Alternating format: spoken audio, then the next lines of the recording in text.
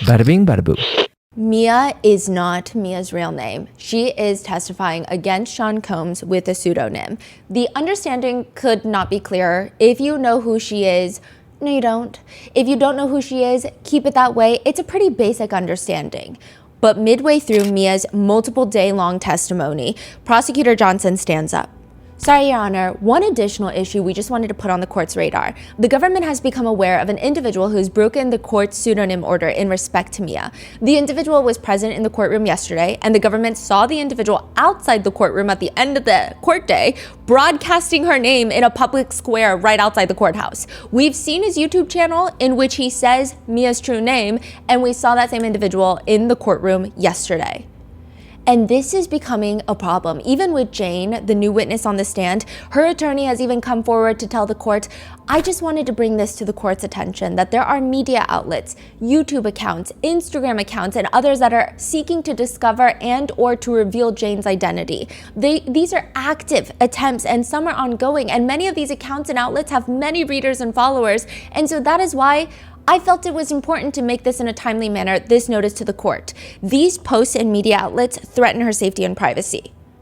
I'm just so confused how any of this is happening in 2025. Why are we doxing witnesses? And the worst part is, if I'm not mistaken, from what I have heard from a lot of the members of the press in that courtroom, we've interacted with someone that later doxed Mia. The person that they just called out? Yes, and they seemed so normal. I don't know why they felt compelled to do this. Like, I don't know if I was naive for thinking they were normal or if they I genuinely don't understand. Wait, but that YouTuber is currently banned from the court, right? What's crazy is he was banned for like 24 hours. I did briefly see him again. Huh. Yeah. And it is so bad that even the defense, I mean, they're not bringing up the doxing, but in court, they're talking about how they want to admit a happy birthday video into evidence. And they note that they received emails of the video from internet users after they found out Mia's true identity. They found a video of her telling Sean Combs happy birthday from like a decade ago and started emailing it to the defense team. They say, I think there were people on the internet who think they figured out who Mia is, and so Mr. Agnifilo, as well as some of us, have received emails or communications from random people on the internet with the same video, and so we were thinking about using it. But I don't even know if this is the worst part of Mia's testimony. I mean, the doxing is, but pretty much every single aspect of Mia's testimony gets incredibly tense and just like, what the hell is happening? That's the feeling. And now Sean Combs and his defense team have filed another motion for a mistrial, again, for the second time.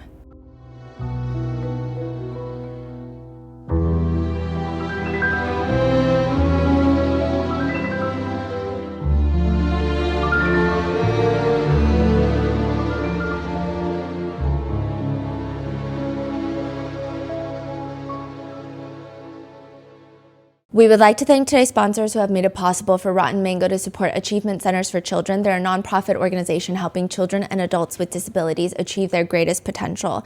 This episode's partnerships have also made it possible to support Rotten Mango's growing team, and we'd also like to thank you guys for your continued support. As always, full show notes are available at rottenmangopodcast.com. Few disclaimers: there are mentions of essay. There's a lot of distressing content revolving that, so please just be warned. Many of the quotes and statements included have been shortened and condensed for brevity or combined. Now, you guys know the drill. Sean Combs is presumed innocent until proven guilty beyond a reasonable doubt. That burden of proof is the responsibility of the prosecution, the government, and all of the crimes he has been charged with are alleged until a verdict is reached, which at the time of this episode has yet to occur.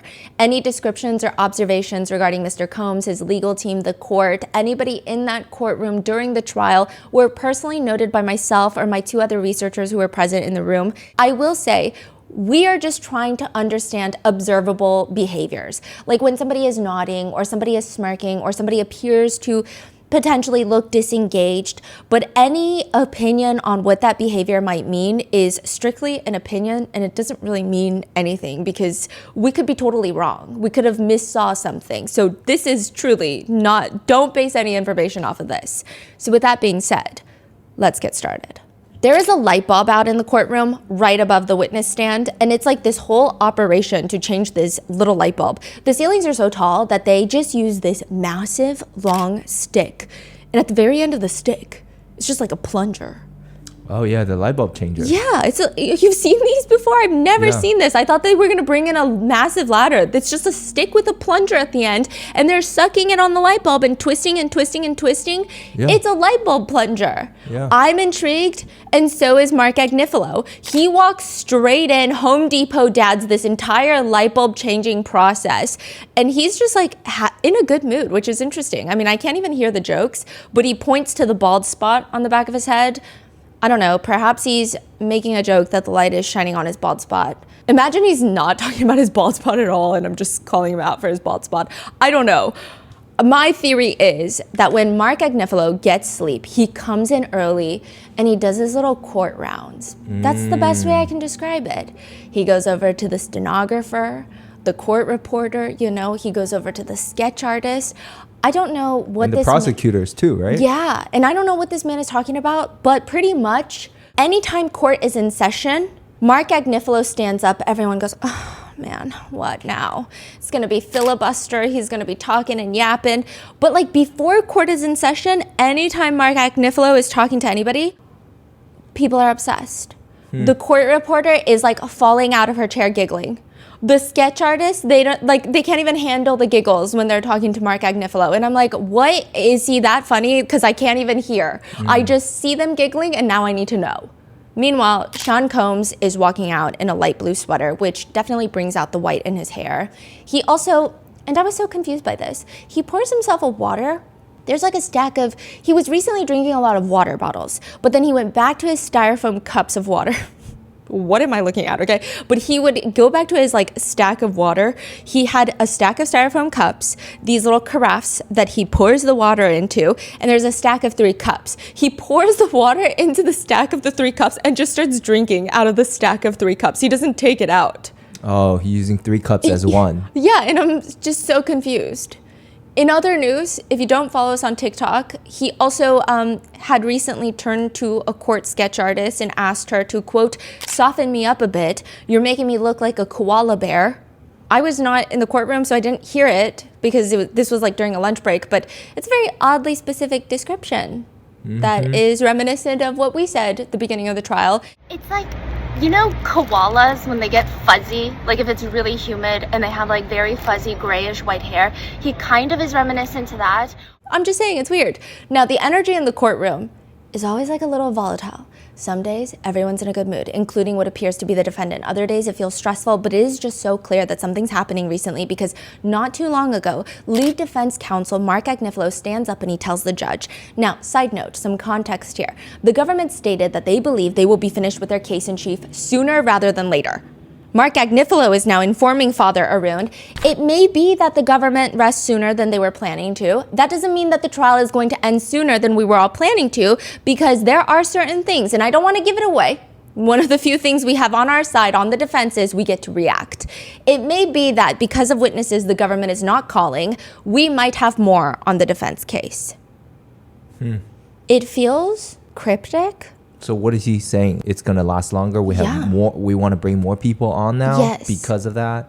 And it feels cryptic, especially when 9 days later, another motion is filed for another mistrial, which, just so you know, this is my personal opinion, the chances of Diddy's defense team being granted a mistrial are probably relatively slim to at the most moderate. I don't know. Like, I can't really tell you. It just seems like only a minutia of federal cases that go to trial are granted a mistrial. And it appears that an even smaller percentage are because of prosecutorial misconduct, which is what the Combs team is alleging in the motion that they just filed. Diddy's defense lawyers are asking Father Arun to declare a mistrial because they claim the prosecution knowingly presented false testimony to the jury on 2 separate occasions. This is like a massive ordeal. They're saying that the government knew Cassie and her friend were lying. They're saying the government at least knew or should have known because it was that easily noticeable. And they still put them up on the stand and had them lie. That's what the defense is claiming. That's the gist that I get from it. And it all revolves around this balcony incident. In 2016, in Cassie's LA apartment. So in summary, the assault allegedly occurs when Cassie's best friend Bana is sleeping over at her place. Diddy comes banging on the door, forcing his way into the apartment at around 3 in the morning.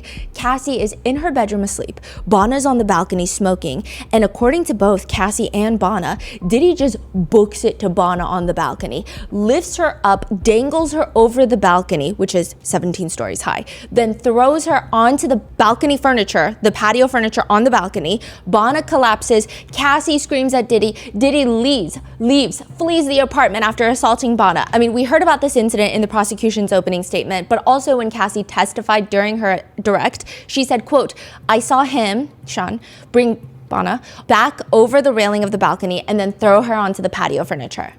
Then during Cassie's cross, Esteveo, the defense counsel, she shows Cassie a text message in which Cassie indicates that she only heard about Sean dangling Bana off the balcony. To which Cassie responds, "I saw what I saw, so I don't know." Almost 2 weeks of the trial go by, like nobody really talks about this. We don't really hear about this anymore. And then Bana gets called to testify. She gets up on that stand, she's sworn in, and she testifies that Diddy dangled her over the 17-story balcony at Cassie's LA apartment during the early morning hours of September 26, 2016. Now, to support her testimony, prosecutor Smizer admits into evidence a picture of Bana's bruised leg, along with metadata that shows that this picture was taken September 26, 2016 at 9:45 a.m. Bana says on the stand that the photo was taken the day of the incident. However, Nicole Westmoreland gets up to do the cross. She just starts ripping into Bana's testimony. You guys remember her from Don Richard's cross, which, okay, first of all, the whole cross is not a great look. This was considered one of the bigger defense wins. Nicole Westmoreland asks Bana about her drug usage with Cassie at the time. "Okay, you and Cassie would do Cocoa Puff?" "Yeah." Turn to the ladies and gentlemen of the jury and explain to us all what Cocoa Puff is. "It's when you take a blunt and you open the blunt and you put weed in there and then you sprinkle cocaine in it." "Okay, that was one of your favorites?" "Yes." "How does Cocoa Puff make you feel?" "It's like add all the weed feelings and then a little like sharp feeling because of the coke." She's asked about a drug dealer. "Do you remember a drug dealer, Ray J?" "I don't know if that's his name." "Do you remember a drug dealer that you would send to Cassie often by the name of Ray J?" "I don't remember that name." "Okay, so you have no idea who Ray J is?" "I mean, he sounds like that singer, but I don't think it's him." Which later, again, she's asked about Ray J and she kind of giggles a little bit in her testimony. She's like, I just don't know why he's called that. And it's just like, I don't think it was perceived well by anybody, this entire testimony. And at one point, Nicole Westmoreland leans on the lectern and even asks Bana, "You ever been stuck in a K-hole?" "Yes." But to the more pertinent elements of the cross, Ms. Bangalan, you know that Mr. Combs performed at the Prudential Center in Newark, New Jersey, September 25th, 2016, true? Westmoreland shows Bana a picture of Combs in New Jersey. Because remember, she said that the assault on the balcony happened in the early morning hours of the 26th. He's performing in Newark, New Jersey, on the other side of the country, September 25th, the night before. It's a 5-hour flight. "I don't know personally, but I see what you're showing me." And you're aware that Mr. Combs and Cassie were in New Jersey on September 25th, 2016, true? All right, well, are you aware that on September 26th, Mr. Combs and Cassie were in New York at the Boys and Girls Harbor Salute to Achievement benefit? Are you aware of that? Not aware. Are you aware that on September 26th, Mr. Combs was also doing a signing at Macy's? Not aware. Nicole Westmoreland brings up Trump Hotel receipts from Frank Black, staying in New York. Arrival date shows September 24th and departure date is September 29th. They are also charging in-room dining breakfast for September 25th and 26th, the days that Bana states that she was attacked. Which, side note, he does spend $700 on breakfast in one morning in a series of charges, but that is like neither here nor there. Nicole Westmoreland brings this all home by asking Bana, "Ma'am, you agree that one person can't be in two places at the same time?" Bana is on the stand and she just responds, "In like theory, yeah." "You're not sure?" Hard to answer that one. "Miss Bangalan, you told us You testified that Mr. Combs, on September 26, 2016, came into Cassie Ventura's house, hung you over the balcony, threw you into some furniture, and that you sustained several injuries. That's what you testified to the ladies and the gentlemen of this jury, did you not? Nicole Westmoreland brings up the metadata again of the pictures of Bonna's injuries. And she stated that she took it the same day. But if that was the same day, September 26th, it seems like Combs was allegedly in New York City. Nicole Westmoreland is trying to bring this home. Mr. Combs did not cause you the injuries that you showed us that we saw on your phone with the metadata from September 26th, 2016, did he? I can't agree with you. No. So you gave this photo to the government with the metadata showing that this picture was taken on September 26, 2016, true? Yes. And you would agree with me that one person cannot be in California and in New York at the same time? My answer is still the same. In theory, yes. Ma'am, you came in here and you lied to the ladies and gentlemen of this jury, isn't that true? I can't agree with you. I have no further questions, Your Honor. So this is very important to the mistrial. So she is pretty much, I guess, in the defense's eyes, like disproving that this ever happened. They're like drawing questions of, did this happen? Did this not happen? Now you could argue that maybe Bonna remembered incorrectly. Maybe the incident happened a few days before, which is he might have still been in California, and then she took the photo on a different day and she just misremembered that. Or you could argue that she lied. I don't know. Now, soon after this cross-examination, the government steps in and moves to admit the evidence of text messages between Cassie and Christina Courtroom, and it's talking about the balcony incident. So the government is pretty much saying, in my opinion, hey, you guys just disproved, like made it seem to the jury that this balcony incident never even happened. Well, this text message, Cassie is talking about the balcony incident to Christina Courtroom. When did the government submit that text message? Okay, so Bonna was on the stand for 2 days. It was right before finishing up the cross the next day. So, I mean, pretty much the damage of the cross-examination was already done. I see. Yeah. And that was submitted and then shown to the jury? Yes. Okay. Now, the text message reads from Cassie to Christina Courtroom. Hey, I just found out some crazy shit. Christina says, yeah, we're here and I don't think I did it. This is like irrelevant. We don't really know what she's talking about. Cassie explains, he came into my house while my friends were here and we were all sleeping. They woke me up because he was ringing the bell crazy at 3 a.m. And when he came in, I went to my room and he went to Bonna and choked her, then dangled her feet off the balcony. This is crazy. I have to stay away. The text message is from September 30th, 2016, and we all thought that this was so weird. Like the way that they admit this evidence to the jurors, Bonna's already off the stand. And they just like have the jurors come in and they're like, by the way, this is the new exhibit, and they read it. Okay, moving on, bring in the next witness. It was just so random because usually a witness is on the stand and then the exhibits come up naturally throughout the direct examination or the cross-examination. It was just like, okay, here's like a random text message. And the jurors are like, okay, I guess, right? Okay, so they just quickly say, hey, look at this. It was true, by the way. Moving on. That's kind of the vibe. I mean, they don't say that, but it seemed like the vibe. Then the next witness hits the stand and then nothing happens until Saturday, the weekend, like 2 days ago. Defense files a motion for another mistrial. They state that the prosecution knew that Cassie had lied during her testimony and still allowed it. They said that the prosecution had this entire text message thread when they were doing the direct on Cassie, but they still allowed her to say that she saw Sean Combs dangling Bonna over the balcony. So they're saying, how can you do that? When she clearly, in this text message, said she found out, she was told about the alleged incident by another unidentified person. Nevertheless, they allowed her to continue to insist on cross that she had witnessed this incident with her own 2 eyes. And, quote, left the jury with the false impression that Miss Ventura saw Mr. Combs dangle her friend over the balcony and this made her fearful of him. When in fact, if there was any incident, Ventura merely heard about it afterwards, considerably lessening any probative value as to her state of mind. Next, the government doubled down by presenting perjured testimony from Banglan intended to corroborate Ventura's false testimony. They're saying the government knew or should have known that Bonna was lying on the stand because Mr. Combs was not in Los Angeles on September 26th. That's what they're alleging in this mistrial motion. They say, accordingly, the court should grant a mistrial based on prosecutorial misconduct.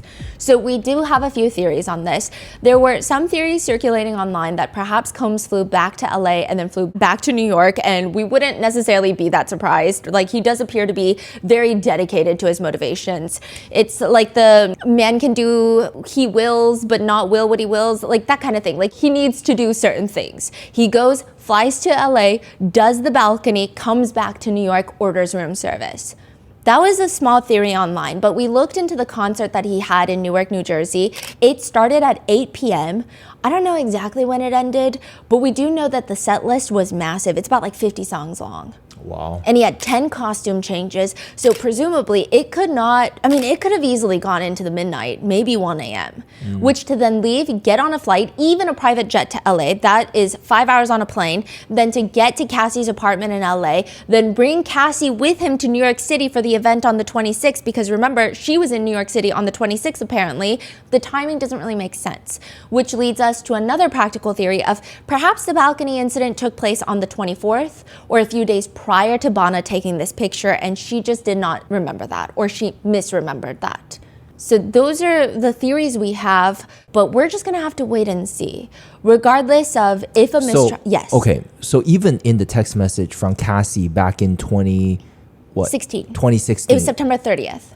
Right, on September 30th Yes. to KK, right? She said, hey, I just found out something. Yeah. It's the discrepancy here is she's speaking on the stand saying that she saw it, but Yes. instead the text message saying she didn't see it with her own eyes. Yes, and I think the problem is maybe a lot of netizens would perhaps be like, it seems feasible that it happened. It seems feasible that after a decade, people don't really remember the exact dates, but the pictures, and you just don't really forget something like that. It seems feasible that maybe some small shifts in the story could have occurred, but it does seem, one could argue online with no impact to the case.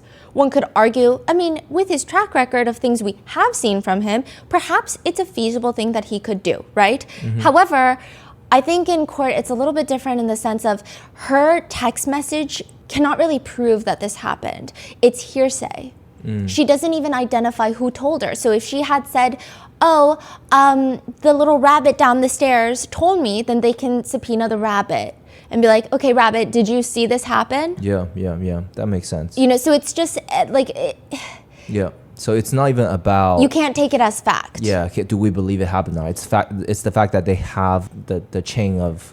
Yeah. Yeah, okay. So that is why they're filing for a mistrial. And regardless of if a mistrial is granted, Bana's cross might be considered one of the larger defense wins, which, by the way, this is going to probably go up around the time that Father Arun is going to rule on the mistrial. So I'm going to leave like a pinned comment down below. But with that being said... So if it's if the mistrial is approved... We're going to do this all over again. That means, yeah, this is done now. We're just going to wait a while to do this all over again. So with that being said, let's get into what a lot of people online have been calling the most important defense win for the entire case. They say it's not Bana. They say it is the cross-examination of the second victim to testify, Mia. I don't know if this defense win is what they think it is. I do want to note something really quick before we get into the rest of it. Mia's testimony happened before the judge told Combs to stop nodding at the jurors and interacting with them. And Diddy might get kicked out and banned from attending his own trial because he keeps interacting with the jury. And he says, I was very clear this morning that there were not to be any facial expressions, other attempts to have any interaction with the jury whatsoever, any influence on the jury whatsoever, and I could not have been clearer in terms of what I said. You heard me, right? The defense counsel says, I did. Well, there was a line of questioning where your client was nodding vigorously and looking at the jury. There was a subsequent moment we had a sidebar and I looked and I saw your client looking at the jury and nodding vigorously during that line of questioning. That is absolutely unacceptable. Is it going to happen again, Mr. Agnifilo? He responds, it's not going to happen again, Judge. And the judge is still like not having it. He says, it cannot happen again. If it happens again, if it happens even once, I will hear an application from the government to give a curative instruction to the jury, which you do not want, or I will consider taking further measures, which could result in the exclusion of your client from the courtroom, aka we're going to ban him from the courtroom because he keeps trying to interact with the jury. And a big part of the discourse online has been about jurors' reactions to Mia's testimony. So there will be somewhat of a focus on the observable actions of the jurors during the testimony, but just because I observe someone doing something physically with my eyeballs, first of all, I feel like eyewitness testimony is crazy. Like there's always, people saying like humans are not the most reliable. Does that mean I'm suddenly a mind reader because I see someone shaking their head? I don't know what that means. Just to give you an idea, our researcher had really bad allergies in court one day. A lot of people in the pews thought she was crying during the testimony of another witness, not Mia, which the testimony was indeed very emotional, but she also did indeed have really bad allergies that caused her to sniffle the whole way through. So again, everything can be misinterpreted. Everything can have like a different meaning and like a different inference when truly nobody will ever know except the person. Yeah. So I think you are going to describe it. Yeah. And then you're going to tell us how you feel, but that's still your feeling. Yeah, that's just my human experience inside that courtroom. But that doesn't really mean anything, honestly. Yeah. So with that being said, let's get into it. Mia has been on the stand for a day already at this point, and the defense team is trying so hard to get this video admitted into evidence. It is the happy birthday video. It's like a 20-second clip of Mia telling Sean Combs happy birthday, which the judge is trying to understand. I mean, everybody's trying to understand in the gallery. Why do you need this video? What is the point of this video? She's just telling him happy birthday. Like, what is the value of this video? Is this the video that's submitted by the public? Yes. So the defense team didn't have this video. Yes. It's because of social media. Okay, so that's where it gets a little bit tricky. The defense, at some point, they were like, yeah, we didn't have this video until yesterday. And then at another point, they're like, no, we had this video, but we didn't understand the importance, the value of this video until Mia testified. So it's kind of a little wishy-washy. Got it. Alexandra Shapiro states, as we indicated, it's the defense's belief that the aspect and demeanor of the witness is essentially a false persona that she's presenting to the jury. If you watch this video, you can see that her demeanor is night and day from what it has been during the direct testimony. They're saying that this video shows a completely different Mia, which, I mean, I would imagine that everyone behaves differently. Like, I think I would behave very differently singing happy birthday to someone versus testifying in court in a federal criminal case. But Mark Agnifilo argues, I believe that the jury may conclude that her affect on the stand is an act. I think that's possible. I think the jury might conclude that. And this video makes that conclusion clearer. The judge allows the happy birthday video. And Combs has started to get a little bit more comfortable in the courtroom. I feel like he used to be a little bit more reserved in his mannerisms in the beginning. I mean, clearly the judge is sick of his interactions with the jury, but there are other things. He started doing this thing whenever he's leaning back in his chair. He'll lean forward to grab a Post-it. He'll lunge himself forward, write on the Post-it on the table, and then when he sits back, so his back is on the back of the chair again, he just falls back. He just uses gravity, as if using his core strength is not even worth the effort.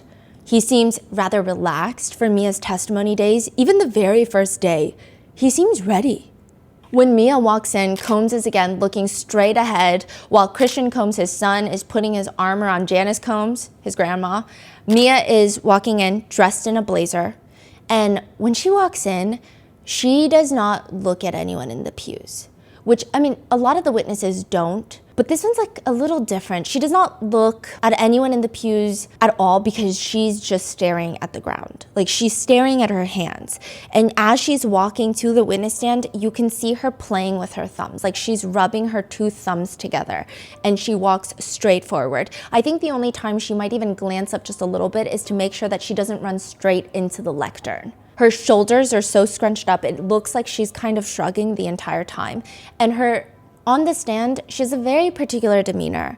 I think it's one that we haven't seen so far in this trial. She is constantly looking down. She rarely makes eye contact, at least for the direct testimony. It appears she has like a little puffball in her hands, like the type of puffball that you might have at the end of a keychain, and she's kind of fiddling with it in her lap. She barely looks up, and when she does look up at the prosecutor, it's like a glance, and then she quickly looks away. So like I was saying, a lot of the other witnesses, like Cassie, she would kind of almost look to the prosecutor for comfort, ease perhaps, because I'm sure, they're a little more familiar with each other, and she'll smile and the prosecutor will smile back. Not Mia. Like, she will glance up and then she'll quickly look away as if the eye contact is making her very uncomfortable.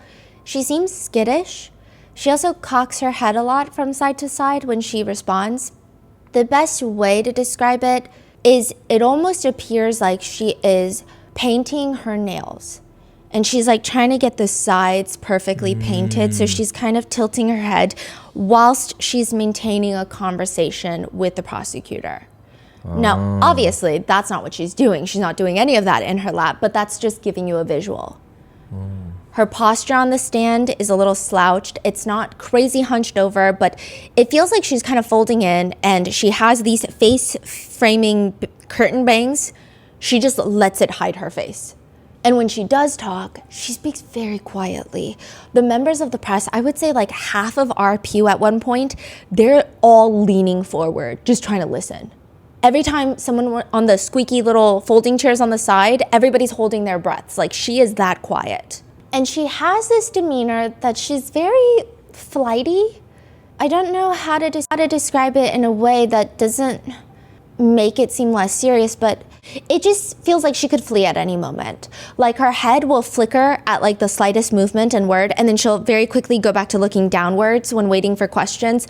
She'll like glance at the ceiling, she'll glance at the jurors, she'll glance at the prosecutor, and then she'll quickly look down. She just seems really intimidated, almost kind of reminiscent of a deer in headlights. And again, I'm not trying to make this analogy so that I can diminish any of like the severity of this entire case, but just so you get the visual. When she starts her testimony, Combs has his head also cocked all the way to the left, and he's just staring at her, and she does not look back, like ever. Mia is a former assistant that worked with Sean Combs from 2009 to 2017. Mia explains that while working for Combs, she was not only getting overworked, but he was just so violent. What are some of the violent things that Mr. Combs has done to you? He's thrown things at me. He's thrown me against the wall. He's thrown me into a pool. He's thrown an ice bucket on my head. He's slammed my arm into a door. He has also sexually assaulted me. Did Mr. Combs sexually assault you on one occasion or more than one occasion? More than one. Combs shakes his head no, ever so slightly. At one point, his elbows are slightly bent, and it almost looks like he's gripping the chair. And this is how Mia's testimony begins. Mia starts off by explaining that the very first interview that she had to even get this job as the personal assistant, the head of human resources, Vashta, escorts her to Sean Combs' apartment. He opens the door and he's just like in his underwear. Vashta introduces Mia and then leaves. Combs eventually does indeed put on clothes, and Mia does indeed ends up getting the job, and she's just so excited. She says, I was so excited, so nervous, and just really eager and excited, I guess.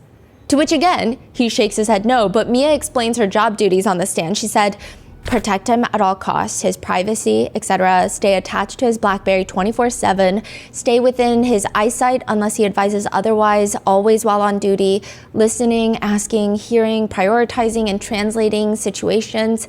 She states that she has to make sure everything was good for Combs from the moment that he wakes up until the moment he falls asleep, anticipating his needs, whims, and moods. She said, every single day was different. He could ask you to do 17,000 things at one time that range from cracking his knuckles.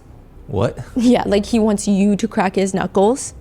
To writing his next movie, to doing his taxes. He can also just have you standing next to him for 22 hours and not ask you for one thing. Which, side note, at this point, Combs is leaning all the way back in his chair. His left hand is propped up and he's stroking his chin, and he looks back at the clock multiple times. And like, all we can say is, I don't really think you have any other places to be, so I don't really know why the time is so important to you. And all of this would take all of Mia's day. That's what she's explaining. She would go 5 days without sleep sometimes because her job as a personal assistant. She said it got so bad, she would finally get some sleep because, quote, I had like a physical, and I guess like I had like a physical breakdown.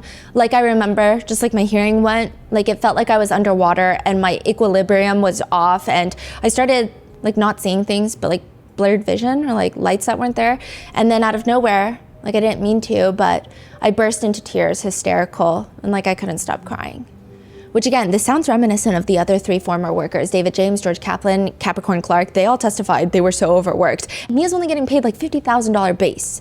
Wow. Not sleeping for 5 days. Mia says if she does not do her job well, quote, I guess there's various ways of punishment. It was a lot of just getting cursed out, humiliated, berated, but also my intelligence insulted and my job threatened quite a bit.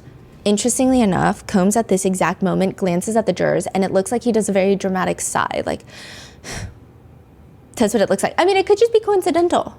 Mm-hmm. And then he looks back towards the front. I don't know if he's just got seasonal allergies as well. That could be entirely true. Also, whilst Mia's just up there on the stand, Combs is looking over his shoulder and smiling at his 3 sons who are sitting behind him in the pews. And it's kind of like a small, thin smile that could be interpreted, to me, as like a smirk. And sure, I don't think that there's ever a great time to smile at your kids during the midst of your own criminal trial, but I just felt like the timing could have been like a wee bit better. At a high level, he treated me sometimes he treated me like his best friend, his working partner. Sometimes he treated me like a worthless piece of crap. At one point, Combs even rolls his neck and cocks his head to the right, kind of like a very lazy. He would humiliate me. He would curse at me. He would go on like really long, extended rants about how incompetent and stupid I was. Yeah, just threaten my job. Would he do anything to you physically? Yeah, he's thrown things at me. Once he threw like a bowl of spaghetti at me, turkey meat, a phone, a computer. The bowl of spaghetti incident happens around 3 a.m. Sean Combs, Mia, and a bunch of other people had come back home from like a club appearance. There's like 40 other people. He tells Mia to go to IHOP right now, but she starts walking towards the room in his house that she's supposed to stay in. And why were you going to your room? Because we had been out since like 8 in the morning, like go, go, go.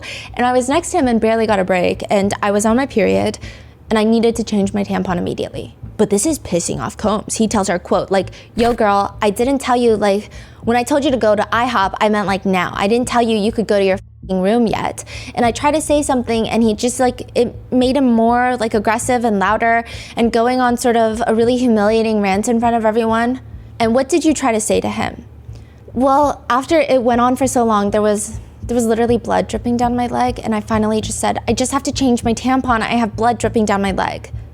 And how did Mr. Combs react to that? He immediately like had a bowl of spaghetti in his hand and he immediately like threw it at me aggressively and started cursing me out and telling me like, I better get the out of his house and then he chased me outside. Did the bowl hit you? No. Combs just like a small shake of his head. Mia explains another time they were on a movie set and they had just gotten there to the trailer. The Wi-Fi's not working. Mia says, so I ran to go find the production assistant and just let them know and see if they're fixing the situation, and they were. She goes back to the trailer. I was trying to regurgitate. I was trying to tell him what the production assistant had told me, that they're working on it, but he didn't let me finish. He cut me off, started screaming at me. I shouldn't come back here until I figured out the Wi-Fi myself. Something about, I don't care if you have to call Bill Gates, and then chucked the computer at my head. Did the computer hit you? No. At this point, one of Combs's besties in the pews shakes his head no. It's like kind of a dramatic no that I couldn't really interpret it as anything else. It's like this. And it could be him shaking off an intrusive thought about something completely unrelated, or it could be him upset and thinking, no, this can't be true. That's not the Sean I know. Or it could be like, why are you complaining? It didn't even hit you. I don't know which one. It could be nothing. He could be talking to himself. And how did you feel when Mr. Combs threw things at you? Terrified and so humiliated and so confused. She ends up sobbing a little bit and like kind of her voice starts breaking down. Like, what did I do so wrong that something is wrong with me that I would make him so upset? Mia also states that one time he slammed the door on her arm. She says, quote, and at first I thought it was an accident, but then he did it multiple times more. So yeah. And how heavy was the door? It was like a commercial building, so it was pretty heavy. Yeah, at first I thought, like, there's no way this isn't gonna be broken, but I just had bruises. As Mia is telling the story, there will be times where she starts looking downwards and her voice just gets smaller and smaller. She kind of starts trailing off, like she's getting lost in her own thoughts or perhaps mumbling a little bit, which, and my perception could be wrong, but at one point Combs looks at Mark Agnifilo and the look to me looks like, I can't even hear her. Like, what did she say? Like, what? What is she saying? There's a lot of parallels in Mia's testimony that we've been hearing from others, like hotel nights. Mia, too, testifies that she had to set up hotel rooms and she had to take care of, quote, all his lotions and potions like baby oil, Astroglide, and condoms, and a mixture of cheap and expensive candles. And when Combs was done with the hotel room, she would have to go and clean it up, and she called it a nightmare. What do you mean when you say a nightmare? Just they were really destroyed, really messy. I saw a lot of candle wax everywhere that was just impossible to get out. There would be lots of wet towels everywhere. I've seen broken glass, water all over the floor, sometimes blood, oil all over, furniture and walls and things like that. You mentioned blood. What, if anything, did Mr. Combs tell you about the source of the blood? That it was period blood? Mia states that she also took drugs a few times with Mr. Combs. She states that one time they were all at Burning Man, which is like a festival. Mia says he had put all the blackout shades up and put the disco lights on and pulled out 3 plates. And there was white powder on each plate, and it was presented as some sort of game. He said one was Molly, one was cocaine, and one was ketamine. And people were taking turns going up, I guess, playing the game, the guessing game. She said she tried to nicely tell him, no, I don't want any. But, quote, his tone started to change. Like I was gonna mess up the whole vibe, and he was monitoring because I tried to fake it. I tried to fake snort it, and he got up close to my face and was upset that I tried to, I guess, fake it. And how did Mr. Combs react to that? He was humiliating me and then he was just gonna basically monitor and separate the amount that I needed to take. What did you do? I did, but then when I got away from him for a minute, I tried to blow a lot of it out of my nose because I was so scared of the ketamine watching what it did to others. Mia's asked, when you were working with Mr. Combs and you were around Mr. Combs and Cassie, what, if any, kinds of violence did you yourself see? Which, side note, Mia was close with Cassie when she was working for Combs, and even to this day, she's close friends with Cassie. She responds, I've seen him attack her. I've seen him throw her on the ground. I've seen him crack her head open. I've seen him chase her, things like that. She says one time she heard screaming, just like thuds coming from the second floor outside. She looks outside the window, sees Cassie hiding behind a bush. Quote, she looked at me with the most terrified look in her eye and was kind of waving her hands like, don't look. Essentially, she doesn't want anyone to know she's hiding here. At this point, Christian Combs leans to the right so that he seemingly can get an unobstructed view of Mia. And it just feels like the entire family is very engaged and absorbed, at least in the beginning portion, and they are staring right at her, which makes sense. You do want to look at the people who are talking, but it could probably also make things feel a lot more intimidating. In one part of Mia's testimony, she's explaining how they were all in Turks and Caicos once. Cassie comes screaming into her room saying that Combs is going to kill her. She's screaming for her life. They end up fleeing out of the resort, running away, to which Mia has these very specific memories of. I just remember we were running so fast down the beach, and I remember being shocked at the fact that we could still be attacked by mosquitoes as we were running. Which, to this story, Combs is shaking his head no and lets out what I feel is an animatedly large sigh. He rolls his neck back and then he just looks around. But Mia continues that Combs starts chasing after them on the beach. He's running back and forth on the beach. They end up wading into the water on these paddle boards, and then all of a sudden, a storm approaches. And they start freaking out. Mia said, I was trying to weigh if it was scarier to face Mother Nature or to go back to Puff. What did you end up doing? We eventually went back to Puff. It just took a long time. Eventually, the direct testimony leads to the more serious allegations of SA. Over what period of time did the sexual assaults occur? I'm not sure of the years, but they were sporadic. Mia says Cassie was never there when it happened, and Mia never told her about any of it. Where were you the first time you remember Mr. Combs essaying you? At the Plaza Hotel in New York for his 40th birthday. Mia says it was Combs' 40th birthday. She's working while he's hosting his party at this massive hotel. She had just gotten the job a few months ago, and now she's running upstairs to the penthouse, running back to the main party in the hotel downstairs. She says she's supposed to stay within eyesight and earshot, so she's presumably very busy that night. At some point, she says, Combs is like, let's talk in the kitchen of the penthouse. He has everybody leave, and she says once they were alone, quote, he was saying that he noticed what a good job I was doing. and that I didn't have to be nervous or scared to come to him, because at the time I was just going through Malcolm, the other assistant, to ask questions, or I wasn't really like going directly to Puff.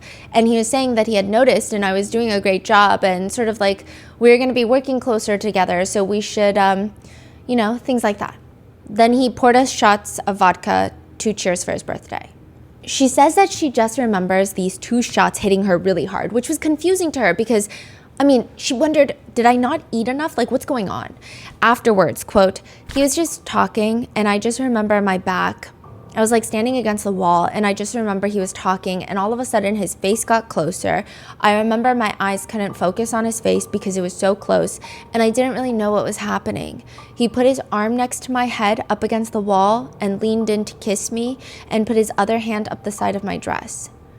She did not consent to kissing him, and she did not want to kiss him. She says, my next memory is I just remember being on a chair, like in the main room in the penthouse, and like coming to the chair and the sun was coming up. She was clothed, and she doesn't really know what happened. As she's sharing this part of the testimony, Combs is like full businessman posture. He's leaned back, his right elbow is on the armrest, he's got his thumb on his cheek, and his index finger like curved over his mouth. She says, he was my boss. He was a very powerful person. He was, to me, like, he's younger than my dad, but I looked at him like an older, like, adult. He is the boss or the king, like, very powerful person. Mia starts putting her hand on her chest at this point, and it looks to me to be a self-soothing action. She might have heartburn, but it feels like sometimes when I get anxious, I, like, rub my chest up and down. That's what it reminded me of. I thought it would never happen again. I thought, oh my gosh, he's so drunk and I will never tell anybody. It was probably like a huge accident, and I was sort of like confidentiality, and I thought that he would have never remembered that, and that it was a huge accident, and I was just going to act like nothing happened. The more damning part of the testimony, Mia recounts a time where she's staying at the Beverly Grove home, the mansion in LA. Not this one that was raided, but a previous one. The room I was staying in was upstairs, and it had bunk beds, so I was asleep on the bottom bunk bed. She's not allowed to lock doors, though. Earlier in the testimony, she stated, because Puff said, like, this is my house. No one locks my doors. That's so, like, my room was essentially not really, that was just a place I was staying in. It was still his house. So the door is unlocked. She wakes up feeling, quote, the weight of a person on top of me. And during this part of the testimony, Combs is like very subtly shaking his head no. He's grabbing Post-its. He's furiously writing. Meanwhile, Mia's friends, a few of them, they're in the row right in front of us. A few of them are dabbing their eyes. Some of them are just like letting tears fall. Some of them are staring down Combs's family on the other side of the courtroom. Yeah. Who was on top of you? Puff. Mia says she just remembers, and when she describes the assaults, it's in like almost in slow motion. I think she has a hard time articulating what's happening. And so she does ramble a bit, she does trail off a bit, and sometimes she just has a hard time even just getting the words out.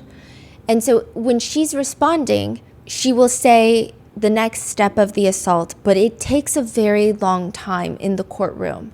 So it's almost like everybody is sitting there and we know where this is going, and like we can see how hard it's affecting her on the stand to articulate it. She'll say things like, I remember it was sort of like him telling you that somehow be quiet, and using this just happened so fast, using like one hand to get, I guess, his hands or whatever off. So like she'll trail off. She further states that Sean Combs he assaulted her, but she uses like the more, I guess, step-by-step terms, like more medical terms. How did you react when that happened? I just froze. I didn't react. She is very incredible on the stand. She's breathing, like heaving breaths into the mic. She said that she felt terrified, confused, ashamed, and scared. She didn't want this, and the assault was, quote, it was very quick, but it felt like forever. How did it end? I don't remember, but I knew that he didn't like leaving the job unfinished. He wouldn't leave a job unfinished? Yeah, whenever he was done or satisfied or got what he want. Basically saying like he's not the type to never leave a job unfinished. Is that when it would end? Yes. It's a very devastating moment in the courtroom, and at this point it feels like the air is heavy. Many of the jurors have even paused on taking notes. They're just listening to Mia. Mia is asked about another incident in Combs's closet, and she says, I wasn't paying attention. It was going so fast, but the next thing I look up and he was like standing right in front of me, in front of my face. He had his private parts out and he like grabbed my head and put it in there. And she like shakes her head as she's telling what happened, kind of like she's trying not to think about it or visualize it or shake away the memory. She's just shaking her head, and then she's looking down. She's wiping tears from her face. A few members of the jury, they do look over at Combs, perhaps to see his reaction, perhaps just to get a look in that general area. So Mr. Combs took his penis out, is that right? Yes. So that's just an idea of like how graphic the testimony does indeed get. Mia states she was forced to perform oral actions on him. How did you react when that happened? I just froze and I didn't do anything. I just let it happen. It made her feel, quote, like trash and scared and ashamed and defeated and like an idiot. Mia, other than what we have described so far, were there any other times in which Mr. Combs sexually assaulted you? Yes. Sitting here today, do you remember the details of those assaults? No. What generally do you remember? I just remember like a feeling, like a specific, horrible, dark feeling in my stomach that I would get surrounding certain places, but I don't remember. Can you describe an example of a memory you kind of have with that dark feeling? I remember one time we were flying on a private jet and everybody was asleep. Our team was asleep, and in the back between the main area and the bathroom, there was a separate place where there was a bed that he would get to sleep. And it was normal. If you had to go to the bathroom, you just walk through there, and it was like, yeah, everyone was asleep. I went to the bathroom, and I remember when I opened the door that he was standing right there and basically trying to push me back inside, which I don't remember what happened. Do you remember getting pushed back into the bathroom? Yeah, I remember trying to like kind of squiggle out of there. Like, no. I would always, in order to get out of things, if I ever could, I would make it about other people that could potentially hear or see, whatever. I remember being like, no. It didn't work. I just remember feeling like helpless and like I have lost some layer of protection and just so unsafe and just terrified. Mia, was there ever a time in which you initiated sexual contact with Mr. Combs? No. Were you able to predict when the essays would happen? Never. They were so random. They were sporadic. It would go so oddly spaced out where I would never think that it would happen again. And the way that our dynamic was, I was constantly there. Like there were no boundaries. So it wasn't weird for me to be in his room at all hours of the night or waking him up or talking to him while he's on the toilet. And it never happened in situations like that. Or like during a party. It just, no. After an assault, what was your expectation about whether Mr. Combs would ever engage in sexual contact with you again? I always thought like that was the last time, and the next time I would, if there ever was a next time, I would somehow be more prepared. You have now described several times in which he has sexually assaulted you. Just to be very clear, during any of these incidents, did you want to engage in sexual acts with Mr. Combs? No. Did you actually tell him no? No. I only tried to squiggle out of them if I could, but otherwise no. Why didn't you tell him no? Because I couldn't tell him no. I couldn't tell him no about a sandwich. I couldn't tell him no about anything. There was no way I could tell him no because then he would know that I thought what he was doing was wrong. And then I would be a target. Combs lightly shakes his head no, then rests his right cheek on his right knuckle, which is not something I see quite frequently. Meanwhile, the jurors, a lot of their bodies are physically pointed towards Mia at this point. What were you afraid would happen if you told Mr. Combs no with regard to sex? That he would fire me and ruin my future and somehow twist the story into making me look like a threat? Why were you afraid of those things? Because I knew his power and I knew his control over me, and I didn't want to lose everything that I worked so hard for, like for this world that was the only thing that I had anymore. Mia says that Combs would threaten her with the essay incidents. He threatened that he was going to tell everybody, and he was going to telecast as though I had something to do with it. As if you had something to do with it? Yes. How did that make you feel when he threatened to tell everyone? desperate and terrified and like the worst, scariest situation, I would have done like anything to not have it happen. It was my fault. Mia, when Mr. Combs was essaying you, did you tell anyone about it? No. Why not? I was gonna die with this. I didn't want anyone to know, ever. She says the first time she told anyone about the essay was within the past year and a half. Without getting into any discussions that you had with your lawyer, why are you talking about the essays today? Because I have to tell the truth, the whole truth, and nothing but the truth. And also, I now have a moral obligation because when you're scared into silence, these things continue to happen to others. Objection. Miss Miser, again, another question. Do you want to be talking about the essays today, Mia? Absolutely not. Why not, Mia? Because it is the most traumatizing, it's the worst thing and the most shameful thing that has ever happened to me. The first day of direct examination ends around the time of the conversation of the essays, which could potentially be intentional. So the jurors can go home and that's the last thing that they remember, and they sit with the weight of this testimony all night long until they're back in court again the next day. Regardless, as the jurors are dismissed for the day, this was kind of strange, or at least I perceived it as strange. Combs jumps up out of his chair before the judge is even fully dismissing them, because the judge has his don't talk to anyone about the case. If you see it on TV, turn it off. Don't go on social media. Don't look up anything about this case. He has these juror instructions. As he's talking, the jurors are still in their seats. Combs jumps up. And he's standing and he starts stretching his chest in the air, which was just such an odd series of movements. It was just so odd. Once the jurors are out of the room, he's the first to sit back down. And everyone in the courtroom is still standing because usually we're all waiting for Father Arun to be please be seated. So then he glances around, notices everybody's still standing up. So then he hops back up. And it's just a really weird series of movements. I don't know if that indicates nervousness. I don't know. Because I think nervousness is not indication of guilt. It's just, would you not be nervous if you were a defendant? Does it indicate he's excited for the cross? Not excited, but he's very confident for the cross. I don't know what it indicates. Maybe he's very confident for the cross, which Brian Steele will be doing the cross-examination. We were so shocked by that. Everyone wholeheartedly thought one of the female attorneys would have done the cross-examination, but no, Brian Steele. And I will say, to his credit, normally, Brian Steele is a very charismatic attorney. There's really no other way to put it.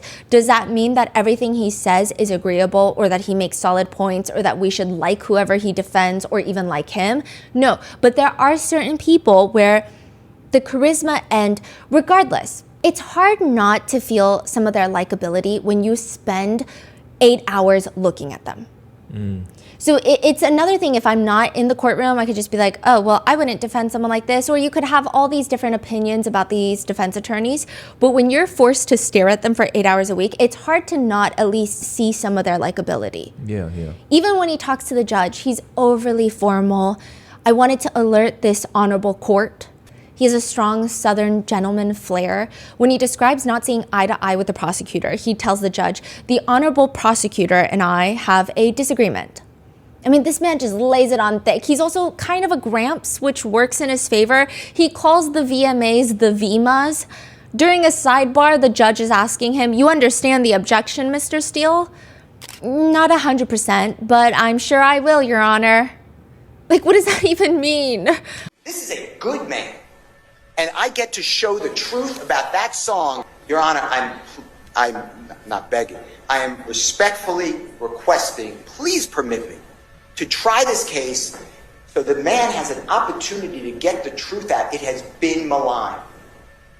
But it's just when you're in that courtroom, and I wonder if it has the same effect on the jurors, it's very difficult to hate the defense team. For example, we run into Xavier Donaldson all the time near the bathrooms, and I don't think he's seen our videos because that would be very awkward if he has, but he is very kind, very courteous, honestly charismatic. He is always smiling, and I will say that some people did have very strong opinions about the defense team after this cross-examination, though.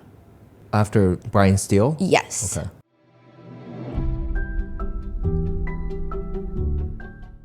There's a reason why the sun is hot and the sky is blue. Just like there is a reason why Morgan & Morgan is America's largest injury law firm. For more than 35 years, Morgan & Morgan has been fighting for the people, fighting for regular, everyday people across the country with over 100 offices and more than 1,000 lawyers nationwide, having recovered more than $25 billion for over 500,000 clients. Morgan & Morgan has a proven track record of fighting to get you full and fair compensation. In Florida, a client received $12 million after the insurance company offered $350,000. In Pennsylvania, a client was awarded $26 million, 40 times the insurance company's offer of $650,000. The truth is, if you pick the wrong law firm, you might be setting yourself up to lose before you even get started. All law firms are not the same. If you're ever injured, you can check out Morgan & Morgan. Their fee is free unless they win. For more information, go to forthepeople.com/rotten or dial #law, pound 529 from your cell phone. That's forthepeople.com/rotten or #law, pound 529 from your cell. This is a paid advertisement.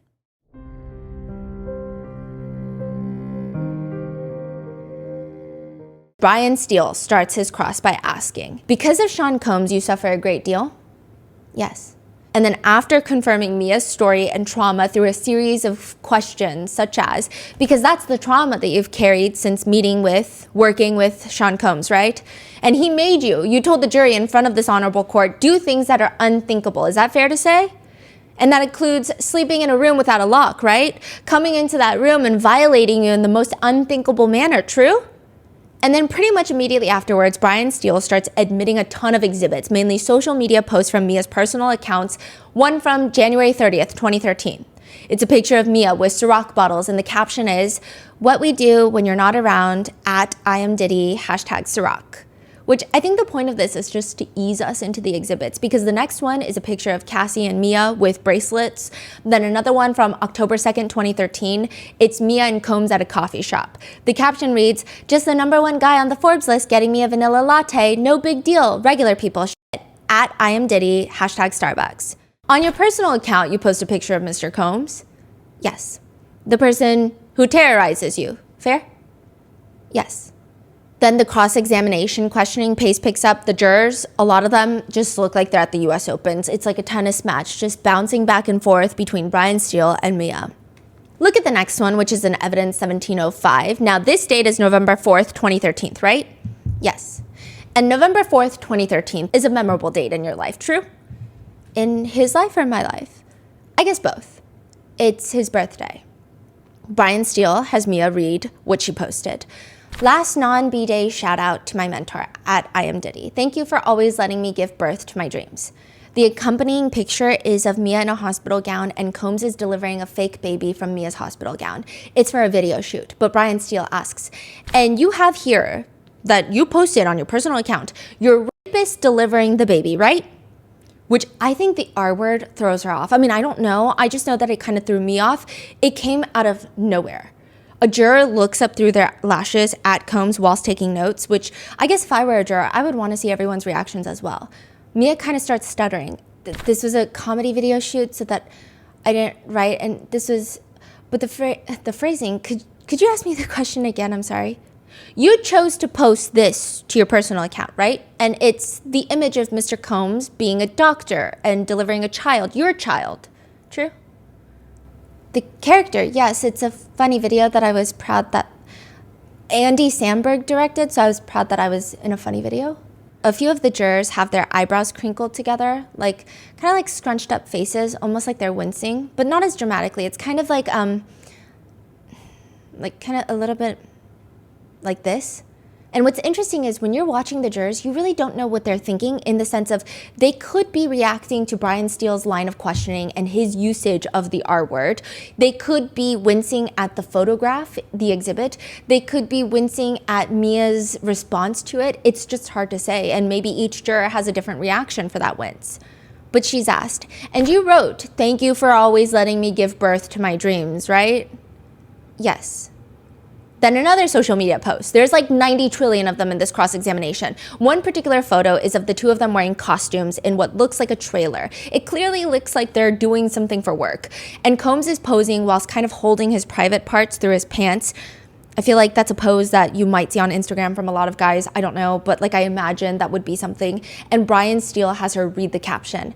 Happy anniversary to your birthday last year. Since this year you've changed your birthday date on some real Puff Daddy shit.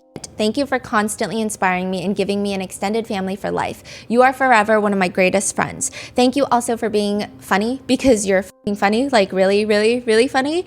I love you, at I am Diddy. And you post this image of you in what I'll call a tutu, is that correct?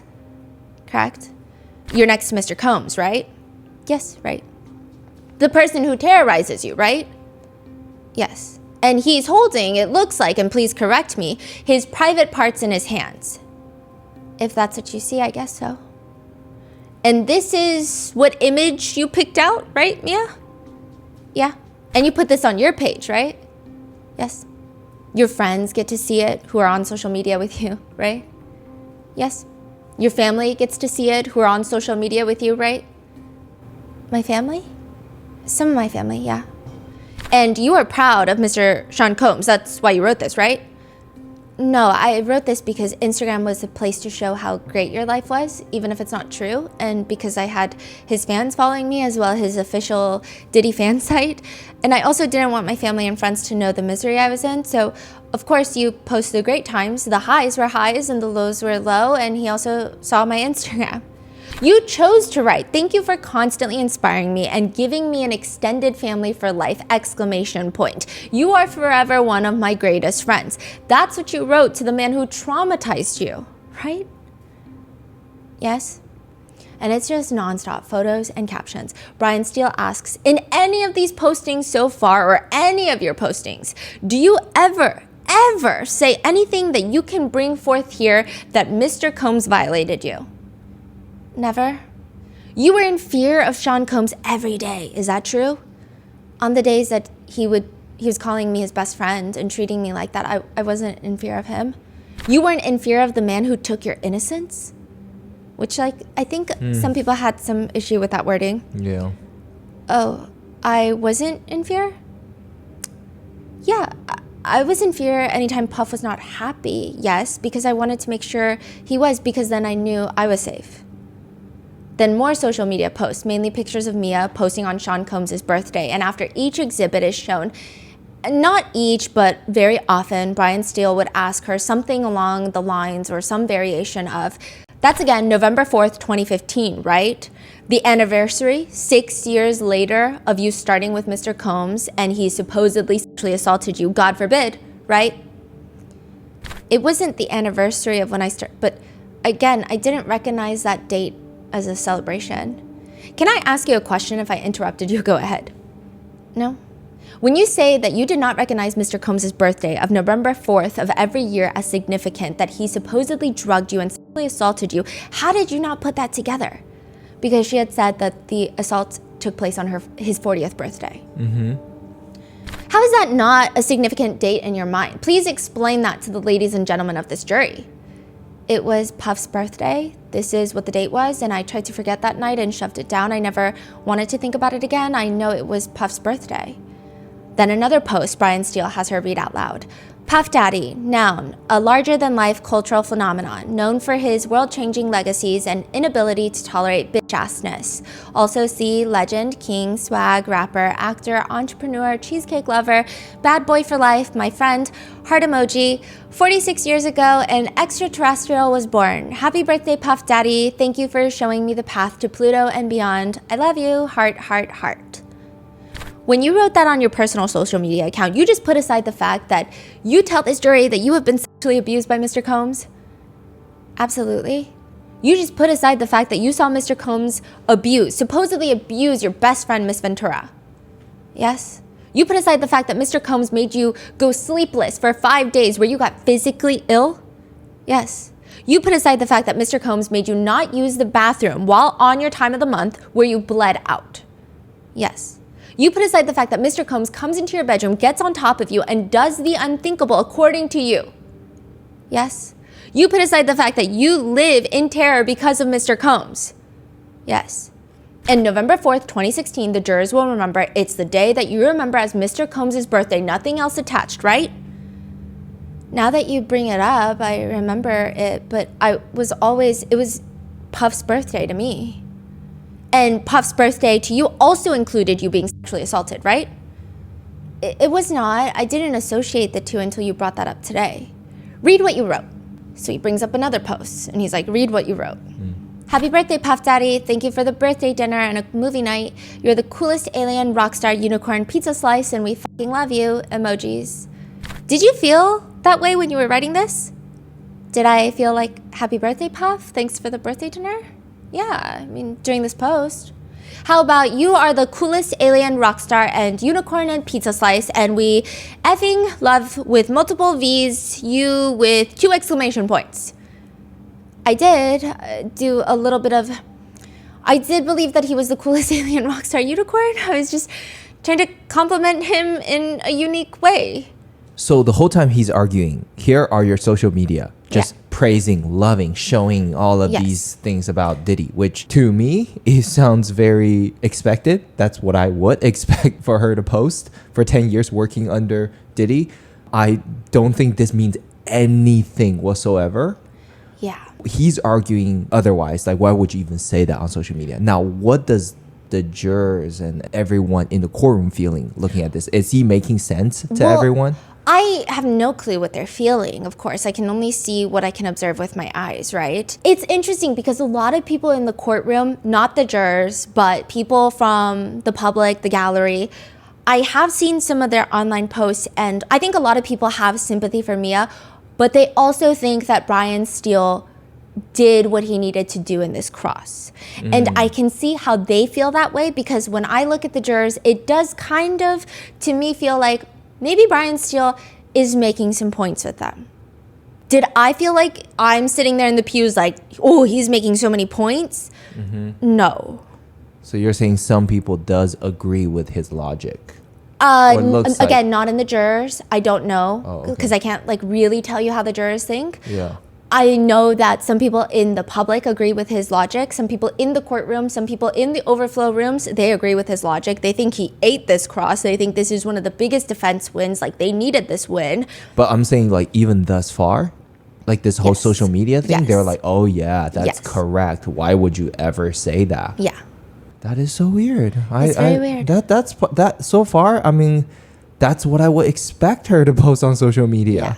Especially 10 years working under someone like him. Like, what else do you expect her to post? Yeah, and I also, another thing, I don't think any of these captions are particularly intimate or emotional. It's like, you're my greatest inspiration and mentor in life. It's like, okay, one thing I will say, that when you are sitting in that courtroom, there is something about stimulation, because you are sitting there for 8 hours a day and you are listening to people talk. And I think this is about, oh my goodness, it's probably like 20 hours condensed into this one video. But when you're sitting there for 20 hours, different witnesses have different cadences, different modes of speaking.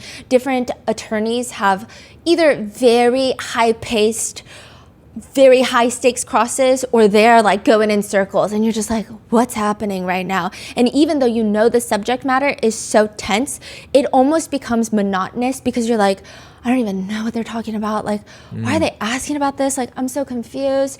Like, you can see a lot of people are falling asleep a lot of the days. Yeah. So clearly something is happening inside that courtroom. Now, anytime you get visual stimulation, exhibits, I think the value of it goes up more. I think seeing the pictures feels like we're seeing something we shouldn't be seeing. Right. Even though when you look at it, you're like, there's nothing to see. Yeah. But when you see them pop up and they're like, defense exhibit, you're like, ooh, I'm seeing something like an expose. That's almost the feeling, because we're so understimulated visually speaking. Yeah. So it's very interesting how there is that aspect. I see. And I mean, the defense does do a good job at just doing like photo dumps. That's what they're doing here. They're just dumping photos. And even during the rereading of the coolest alien, rockstar, unicorn, I don't know if it's the way that it's read, but I did see some people in the room kind of grimace or look kind of like, yikes. And I don't know if it's yikes because they think this caption is damning. I don't know if it's yikes because it's like, ugh, kind of cringe, unicorn, coolest alien.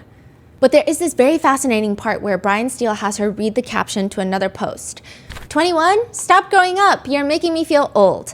I love you, my little brother. So proud of all you've become and you're about to be. Happy birthday at Prince JDC. Tell the jury who Justin is. Justin is one of Puff's sons. The jurors see a picture of Justin and Mia, and then a lot of them, look over at Justin in the pews as well. And Justin Combs, I don't know if he was prepped, which would make sense. I would be prepped too, but his body language is facing towards the jurors, which doesn't seem to be a natural sitting position. And side note, later Brian Steele will do it again, where he will just have Mia list off random people in this massive group photo that nobody knows. They're not celebrities. Nobody cares. And it's like, I don't know who any of these people are. And then I feel like I see the point of the photo. And there's Mama Combs. And it feels like everyone in the courtroom is turning to see Mama Combs. Christian Combs, Justin Combs, and everyone again. It's like, what do I know about the evidentiary value of something like this? But it just felt like a way for Brian Steele to say to the jurors, see, that's his family sitting in the pews. Look at his family over there. Got it. That was the vibe, because I didn't know what I was getting out of that. I think the reason that a lot of netizens are talking about the jurors' reactions to Mia's testimony is mainly because it just felt like a lot of them were having some obvious, observable reactions. What those reactions actually mean, nobody will ever know. Like, I can tell you a juror shook their head at this time of questioning. What do we know that they're shaking their head at? It could be something unrelated to the case. It could be at the defendant. It could be at the witness. It could be at the attorneys. It could be at the U.S. Marshals. Brian Steele shows another text message thread, December 15, 2019. Sending you and the family love and prayers today with a heart emoji. Just reaching out to Mr. Combs, right? Kim's birthday. And then another text from December 31st, 2019. Then another from May 14th, 2020. Later, Mia explains some context to another message where Mia's telling Combs that she's going to look for some footage to send him. She says that Combs made her carry around a little flip camera. This is before he hired full-time videographers, and she would record a lot of things. And he was making a documentary recently, so she was going to send them stuff. Brian Steele asks her a bunch of questions before asking, so my question is, do you have any recording of Mr. Combs berating you? Objection, overruled. No, I would not have been allowed to film that. I was filming whatever he wanted me to film. But did you ever just put on your iPhone recorder to capture Mr. Combs in a moment of rage like you described to the jury? Absolutely not. Do you have any text message that you sent to a friend or family member of what was going on, according to you, that Mr. Combs was somehow berating you, being violent to you, humiliating you? Do you have anything like that? Objection, overruled. Like I said before, I never told anybody outside, and I never would have, that would have been a huge break of trust, loyalty, and confidentiality. But Brian Steele is saying, it's just weird that there's no messages showing her talking about the abuse, which she says she would never. He says, all of these messages are positive. Would you agree with me? Yeah.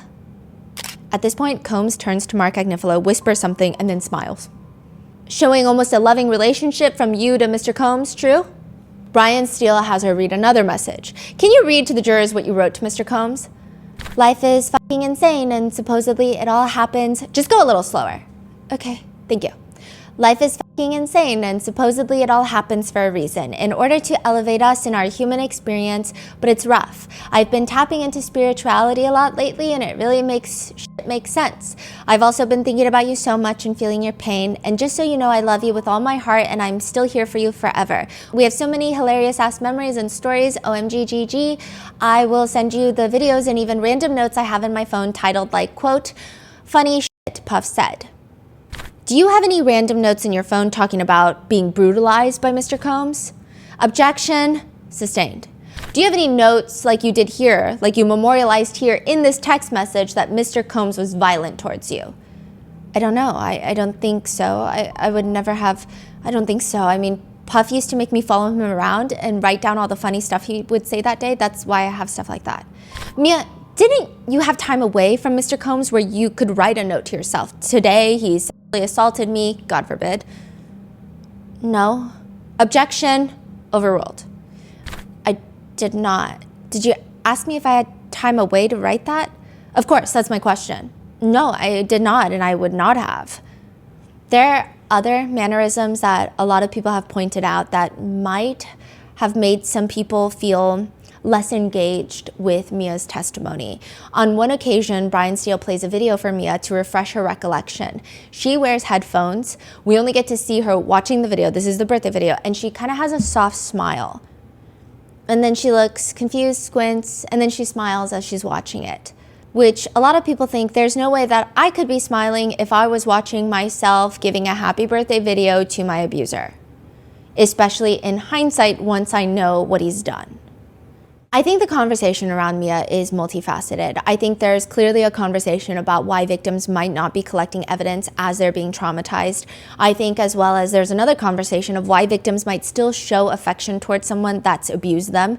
I mean, there's so much conversation to be had there. But there's also conversation to be had on the fact that I think a lot of people are nitpicking Mia's mannerisms and demeanors in the courtroom. I think it's interesting that because she's quiet and timid for the most of the testimony, then if she shows herself not being timid and quiet, it comes off as fake. Yeah. I think it just reminds me that society still wants a perfect victim. I also think it's a reminder that society likes to group, specifically, I think, a lot of women into different categories. So if you're a weak and timid woman, you should always be a weak and timid moment. If you show strength, if you show courage, then maybe you were faking being weak and timid. Yeah. Maybe you were manipulating people into thinking you were soft so that you could have this moment where you win. Like, it's always like you need to have a very rigorous, like, this is your personality and this is it. Like, it's a very strong category that I think a lot of women are put into. I think that's a good conversation to have. And it's just interesting that a lot of people only feel sympathy for victims if they are the type of victim that we want to see on the stand. Now, that's not to say I don't think that we should ever just like go on a criminal federal case and say, hey, whatever they're saying on the stand is the truth. I think that it's okay to think into process of, is this a believable story? Does this make any sense? Does this make factual sense? I think that's a good thing to do. However, just nitpicking on her demeanor is bizarre to me. Yeah. One thing I kept tallying and just felt like maybe the jurors were not as engaged with in certain parts of Mia's testimony. It has a lot to do with the word psychology and therapy. Sometimes Brian Steele would ask Mia a question and she would reference psychology or her therapist, which appeared to me visually through my notes that multiple of those times, a juror or two would physically look away from Mia or would do a downturned frown, like one would even smirk. Again, it could be a coincidence, it could be something else, it could be that maybe they don't like this particular method of answering questions.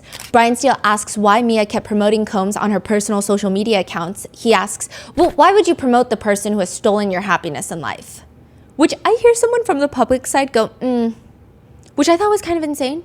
Mia responds, well, those are the only people I was around, so that was my life. Promoting was part of it, you know? You had to support the things that Puff supported, and it was also I'm not a psychiatrist or a psychologist, but was a very confusing cycling of ups and downs and violence and things that I guess I'll leave up to the experts to go into. It felt like anytime Mia said she's not a psychologist, a lot of people didn't particularly seem engaged or receptive to that response, is the feeling I got. I could also be feeling things that don't make sense. But in another part of the cross, Brian Steele asks her, how do you have a good moment with Sean Combs when you're terrified of him? Because it's easy because the dynamics would shift. So when things were good, you felt really safe and you almost forgot about those things. How do you forget about being woken up with a man on top of you getting his way with you? Because it's too horrible to think about, so you don't have time to either, and you just want it to go away. You were in constant fear, right? Constant fear. I said when he was abusive, I was in horrific fear. I was in fear of being in trouble. I was in fear of upsetting him. I was in fear of any moments that were not the best friend good moments. How are you best friends with a person who has treated you the way that you said to the jury? I mean, I guess we can ask my therapist. It was a very psychological. He was vulnerable with me quite a bit, so I feel responsible for helping him, and then I would feel bad for him, and then I don't know. I mean, I can describe it, but I'm not a psychiatrist or a therapist. I don't think I'm allowed to. Now, I will give some context. Previously in the direct testimony, Mia says that she hasn't been able to work because of, quote, I suffer from complex, severe PTSD. Okay, this is my theory as well. I don't know, maybe this is a conspiracy I have. It appears that money and lifestyle have a strong impact on the jurors. It seems like even when Mia stated that she can't work because of complex severe PTSD, but then when you kind of see how she is dressed, it's more of like the LA Hollywood, and then you see how the jurors are dressed, and then you kind of see like small like pursed lips when she states things like this. I can't tell if they feel bad for her or if it's kind of like they feel like it's a cop-out. Not saying that it is, but I do think it's like a very complex socioeconomic. I mean, like even just looking at social media, you see these sentiments are like, oh, you chose this for the money, for example, right? Yes. So the jury pools could be a reflection of the world, right? There's bound to be a percentage of people feel a certain way about money and suing or working with Diddy and this and that. So it does make a lot of sense. And I think it also plays into how society still wants the perfect victim. So if she's not working, I think society wants a perfect victim who is not put together at all, who does not look well tailored in their attire to court. I don't know. That was just like a speculation I had that has nothing to do with anyone's innocence or guilt. Just like a pure food for thought. But she said that she suffers from complex severe PTSD. And Brian Steele objects, and there's a brief sidebar where Steele argues that's a diagnosis from a doctor. We are not examining the doctor at all. I would like it to not be coming through this witness. I have no idea if she has PTSD or not. This is a diagnosis from a doctor. I don't know if it's truthful or not, or if it's being used for the truth of the matter. To which the judge does tell the prosecutor, Ms. Meiser, I think you can avoid the objection by making sure that the witness understands to not be referring to any diagnosis just based on her feelings and experience why she is unable to have a job. You can ask it that way. So maybe that's why she keeps saying, I'm not a therapist, I'm not a doctor. Like maybe the prosecutors told her in her direct, like, because she can talk to the prosecutors while it's direct. Once the cross starts, she cannot talk to the prosecutors. So maybe they told her in the direct, like, hey, maybe when we ask you these questions, don't put diagnosis on it. And maybe that's why in the cross she kept saying, I'm not a therapist, I'm not a psychiatrist. I don't know, I'm just speculating, but it was very frequent and I don't think a lot of people received it well. It kind of gave like cop-out answer vibes, but I can see maybe why. So like every time they ask something like a little bit like challenging, she just goes, okay, but I don't know. I'm not a doctor. Certain times, but there's other times where I think she explains it in a way that makes sense. Yeah. So it's maybe it's like she was told not to say. I don't know. I see. Now, later Mia explains that she can't work because, quote, I would have to leave because I would be triggered by really normal situations with an overwhelming sense of fear. Being in trouble, like overreacting to normal, just overwhelmed me. So she said, misinterpreting simple emails, or if someone said, where are you? Like freaking out and thinking and trying to explain where I was and why I was there. And it could be someone I just wanted to see if they wanted to get coffee. If someone called my name, if someone said my name from across the room, all those feelings of getting in trouble would come flooding back. I just triple guessed myself in everything I did. Then later in the direct, Brian Steele asks about why she wrote such sweet things to him when, quote, the man who you say has ruined your life. This is what you write to him? At the time, as low as he would make me, he would also make me feel the opposite as well. Again, I can tell you what my therapist said, but I'm not a professional to explain that. How is it possible that you are even around Mr. Combs after the way you say he treats you and your best friend and your other loved ones? It's called like psychological abuse. Again, it wasn't horrible all the time. If it was, it would have been easy getting punished after reacting to his violence, where then I'm confused and begging to make it all better so that I could ignore what happened. Like no one around us ever reacted. Everyone acted like it was normal. Adults that I thought were authority figures in the office, they all upheld his behavior and punishment towards me. I didn't have it was a fun recipe. At this point, we noted that Combs appeared to have rested his right cheek into his right index finger, leaning on the side of the chair. Meanwhile, Brian Steele is just gearing up. He's locked in. He has his arms crossed. What could be more horrible than how you described this supposed conduct that you endured at the hands of Mr. Combs? Objection, it's argumentative. How did you find any goodness with Mr. Combs after what you described to the ladies and gentlemen of this jury? Easily, because no one in my life had ever said the mean things that he had said to me. No one in my life had treated me like that. And the second that it went back to good, I was elated. I was searching for that sort of approval because I was confused what I had done wrong. Again, I'm not a psych major. I didn't know what was happening. It's very But I think there's a lot of textbooks out there that will explain it very easily. It's an abusive relationship, the cycle of violence. But you're not dating Mr. Combs. A relationship doesn't mean it has to be romantic. A relationship it means anything. Ma'am, why do you blame yourself when you're trying to use a bathroom on an airplane and Mr. Combs comes and confronts you and you say, no, no, no, no, no, and then don't have a memory? What did you do wrong? What? So because she was saying that she kept blaming herself for the essays. And I think the question was, at least the feeling that a lot of us had was, I'm sure every essay victim could explain why they felt like they were in the wrong. Like that is pretty much a pillar of essay trauma, which she states, again, I think that could be explained with any sexual assault victim and the shame that they carry. I'm not sure in hindsight everything, but when you're in it, I don't know how to explain it. I was young and manipulated and just eager to survive. Again, I'm unraveling a lot of this now in therapy. Nobody told me, nobody was there to say these things were happening, were wrong. There were no like streaming documentaries. There was nobody standing up. There was nobody around us ever even flinched at his behavior. So I don't know how to explain that. I was always in trouble and I was just trying to find ways not to be in trouble. Then things were great. Things were so great because, so if I'm just looking objectively at the situation that I have no involvement with, of course, but when you're my logic brain and my trauma brain wins all the time. And okay, the feeling that I get is that I feel like she really is just unpacking it recently in therapy. Like the words and how she describes it, it's like, it still sounds like she's trying to understand, and these sound to me like things perhaps maybe her therapist is telling her to try and get her to understand. But it feels like she hasn't fully grasped it. It doesn't feel like she's fully maybe emotionally absorbed a lot of it to be able to sit there and confidently tell people like, okay, so this is what I know it to be. Instead, it's just like, I don't even really know how to feel about it, but like my therapist is telling me this is normal. And so I'm just trying to tell you what my therapist is telling me. That's the feeling I get.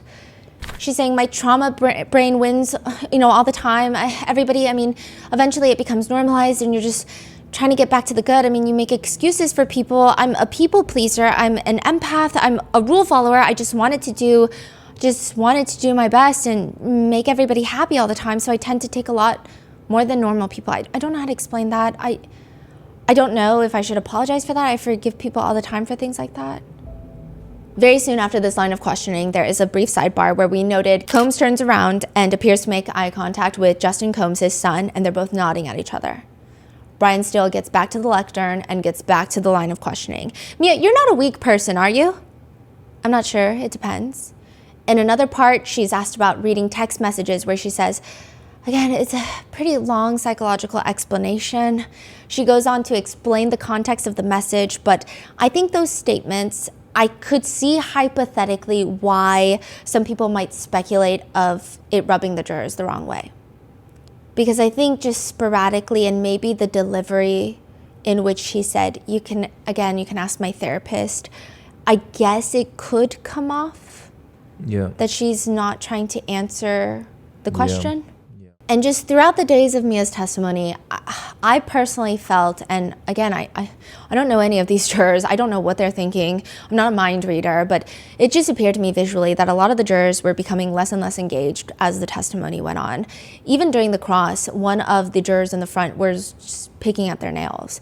Do I know what they're thinking? Maybe that's how they focus, is to fidget with their nails, but the body language to me, I observed, was not engaged and not really resonating with Mia's testimony, even compared to the other testimonies we've had thus far. There would be moments throughout Mia's testimony where a juror is smirking. Everybody knows who this juror is because in the hallways, people would talk about like, oh, this juror was smirking, and everyone's like, oh, I know exactly which juror you're talking about. Others are staring at their nails here and there. Others are glancing around the room a bit more, it feels, which, mind you, the witness sits really close to the jurors. And this is why I think maybe they're less engaged or less resonating with Mia's testimony. The witness is close to the jurors than we are. Can you explain like how far they are? Because when you told me, it's like crazy close. Like how you're sitting. You're sitting like, what, 2 feet from me? You're like, no, this is not 2 feet. Like, let's say we're 6 feet apart, and that's really freaking close. I can see everything on your face. So it's the judge, it's the witness, and then the jurors. Like, they're really close. I think they're honestly closer than we might be. It's a pretty cramped space. I haven't been able to walk up there, obviously, so I can't tell you exactly, but from my perspective, it looks very close. It looks like I mean, they see her whole face. They see everything. They can see every minute facial expression. And so a few times during sidebars, the jurors are just kind of leaning over and chit-chatting. The energy feels so light during sidebars. And this is, the sidebars during Mia's cross-examination are intense. Brian Steele keeps asking questions that get sustained, and they're very intense questions of like, this is the man who terrorized you. Why are you, like, they're very, some call it aggressive. So these are high tense moments. Sidebar happens, white noise comes on, and the jurors are kind of chit-chatting. Some of them, okay, there's like a few that are chit-chatting, not a lot. Some of them are just kind of sitting, like, they seem very, the demeanor comes off casual.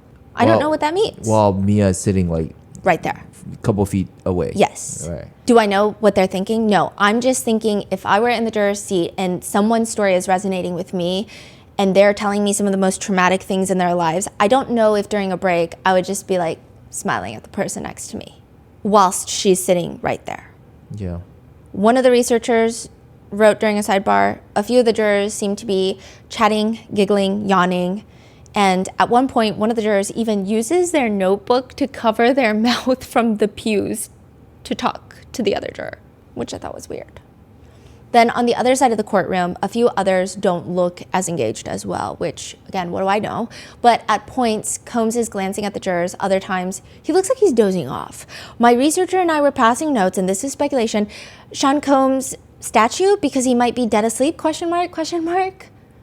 At one point, he even starts rubbing his eyes mid-testimony with his thumb and his index finger, like very vigorously. His son, Justin, is in the back. He looks like he's in REM sleep. At one point, it appears that his grandmother looks at him and gives him a look because he looks like he's dozing off. Christian King Combs, he's not dozing off, but he looks like he's fighting every inner demon to not fall asleep. But it looks like all of his brain power is to stay awake. Sometimes Combs would just scratch his head like a bored kid in class. This is Diddy. Or he will be very still.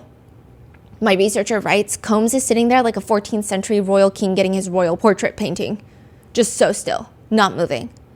There was another time, though, where Combs turns around and it appeared that one of his family friends is just fully asleep. And I don't know if he was doing this towards the family friend or whoever. This is just the motion that I saw. He looks back at the pews at his family and friends, and then he very dramatically forehead palms and then turns back to the front. Mm-hmm. And then later, the family friend wakes up or appears to be more awake than before. And I'm just going to be transparent. Some of the jurors also looked tired. Some of them looked, in my opinion, again, these are just opinions. I don't know if they're tired. They looked slightly annoyed. Okay, so let me tell you, there would be times when Mia would respond to a question and would say a very specific phrase, and a few jurors looked like they wanted to roll their eyes. One specific juror, kind of just like, a lot of them would, like one of them would side-eye and look away every time Mia would say it, just like, wow. And their lips would kind of press. Some of the jurors, well, one juror in particular would be taking notes, and anytime she said this phrase, their lips would kind of press and their neck would go back a little, like, I don't know what that means. I guess it could be anything, right? Mia starts off the testimony when asked about what it's like working for Combs, and she says it was chaotic, it could be toxic, it could be exciting. The highs were really high and the lows were really low. Then not too long after, she says about Cassie's relationship with Combs, it was a cycle of like highs and lows. Then later, she's asked again by the prosecutor, you testified about how the highs were really high and the lows were really low when you worked for Mr. Combs, is that right? Yes. And at the end of the day, yesterday, you spoke about different times in which Mr. Combs sexually assaulted you, is that right? Yes. Were those times some of the lowest lows? They were the lowest lows, yes. And like, I think at this point, it's not that repetitive, but then it just becomes more and more. And like this phrase just ends up coming up. I don't even think it came up that many times, but I think it's so distinct and specific that every time it did come up, it felt like at least one or two jurors had some sort of observable reaction of like a crinkle in their brow, or like one always did the neck back and like small pursing of lips. Like, I think the defense caught on, and perhaps because she frequently used this, or maybe they caught on that maybe some of their guesses also are that jurors don't like it based off their body language cues. But during the cross, Brian Steele even asks Mia, and you're telling the jury, you use the term, the highs were highs, the lows were lows. Do you remember saying that multiple times? The highs were super high and the lows were super low, correct? Similar reactions. But my question I would like you to answer, if you don't mind, is how could any high cover up the lows that you talked about being threatened with your life? Objection, that's overruled. One of the jurors adjusts forward in their seat to listen to Mia's response. Oh, because I felt safe and I felt like everything was great again. When you were with your family or friends outside of Mr. Combs's presence and outside of your work environment, why wasn't that time to explain the horror that you're describing to the jury? Like, why aren't you telling them? Because it's way more complex than that. Again, the highs were super high, the lows were super low. The dynamic shifted all the time. I mean, there's so many reasons. In reference to another picture she posted where Muhammad Ali had passed away, Brian Steele asks her, this is the type of things that you were doing at times in your job, true? The highs were high and the lows were low. Yeah. Then another one, November 4th, 2014. And this is also Mr. Combs's 45th birthday. Does that sound right? I guess so, yes. And tell the jurors what you wrote. Happy birthday, Puff Daddy. I was very close to posting an open mouth sleeping pic to return the favor of my birthday post, but you signed my paychecks. Thank you for being the good kind of crazy and continuing to inspire me every day. And thank you for all the quote unquote people write books about this shit moments. I know there are many more to come, and thank you for being a friend and bringing friends into my life that I can call family forever. I love you at I am Diddy with all of my heart. Welcome to the seventh element. Hashtag happy birthday Puff Daddy. Hashtag can't stop won't stop. Hashtag broke people sleep. Hashtag happy birthday Diddy. Hashtag I'm so hot I'm throwing panties at myself. Hashtag revolt. Hashtag Puff Daddy. It's Sean Combs and you or Sean Combs himself in the pictures, right? Because it's like a collage of pictures. Correct.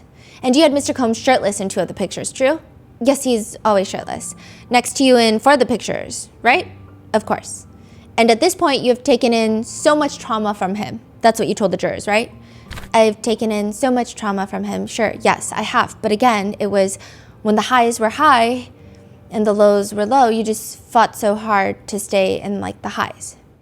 Brian Steele argues, you remember telling them that the sexual assault occurred so often, more times than you can count. I don't remember phrasing it that way. I remember saying that there were more. I don't remember all the times. I don't remember how many. Well, by this time on November 4th of 2014, it is 5 years and you've been sexually assaulted multiple times, right?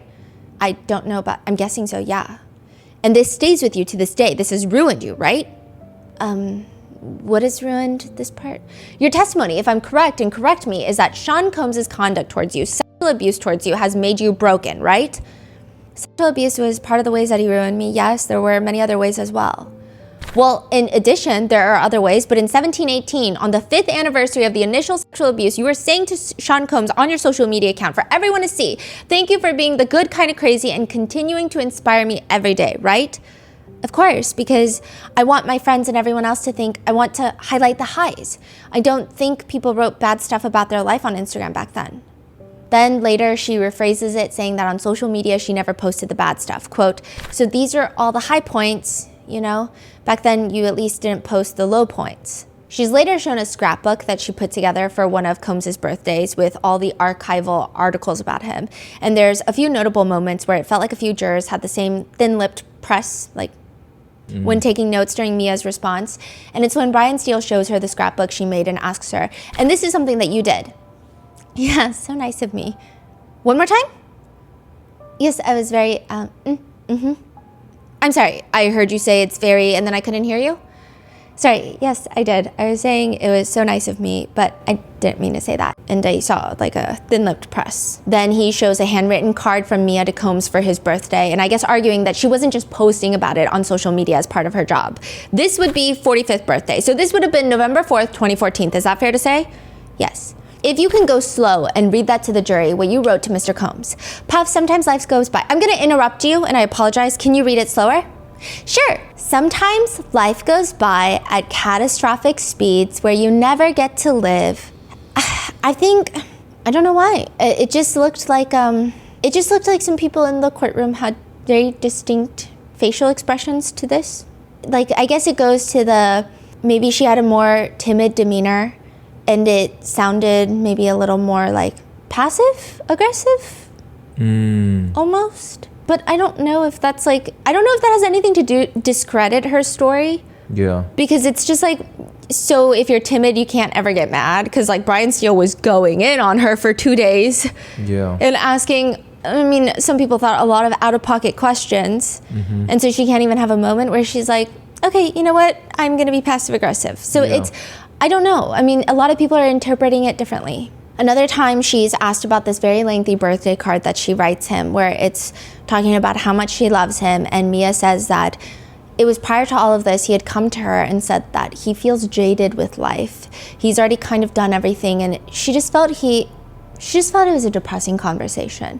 So she wanted to make him this birthday gift, the scrapbook, and write a beautiful birthday card to make him feel better because he felt like he was in a vulnerable place and she wanted to help. And she says, quote, "That is just my empathic nature."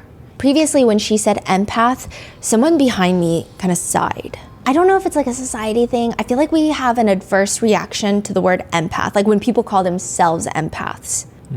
I felt like people don't like that. Really? Yeah, because I don't know what's been happening. Because I think like when people call themselves empaths, they're usually not empaths. Has been the sentiment online when you have to keep telling people I'm an empath, I'm an empath. Okay. So I don't know if it's that, but it just felt like every time she said it's my empathic nature or I'm an empath, one juror had, again, the thin-lipped press while taking notes of like, Yeah, got it. that's a very loving card. Would you agree with that? Yes, I'm a very loving person. To the person who sexually abused you? Yes. Much of Brian Steele's cross-examination is on the fact that Mia does not have proof for the jurors about the abuse that she suffered at the hands of Sean Combs.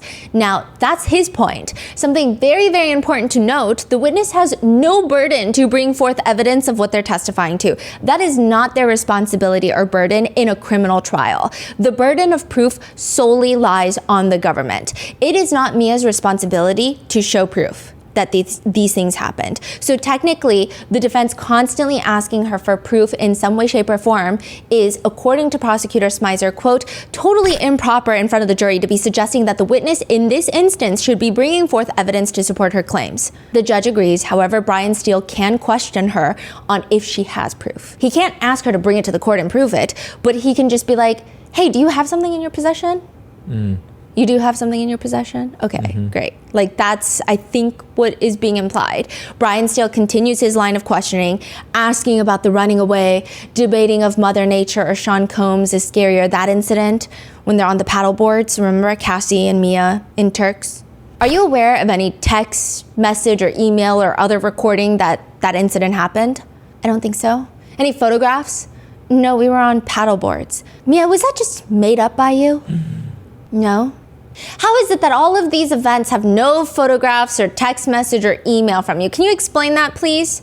Objection sustained. In one text message from 2020, Combs texts Mia, "Glad you're well, love. Please send me all the footage because we're working on our doc, and know that I only remember the good times. Love you. Want you to know that." Yes. Now, did you respond to him? You know, it's 2020. The Me Too movement has been strong for approximately 2.5 years, and you should remember what you did to me. You didn't say that? Objection. Mr. Steele, can you rephrase the question? When Mr. Combs wrote to you, "I only remember the good times," why didn't you respond, "Well, I only remember the bad times"? Sorry? Why didn't I say that? Because I would have never responded that way? Because it's not true. Is that true, Mia? Wait, what? That's Brian? Yeah.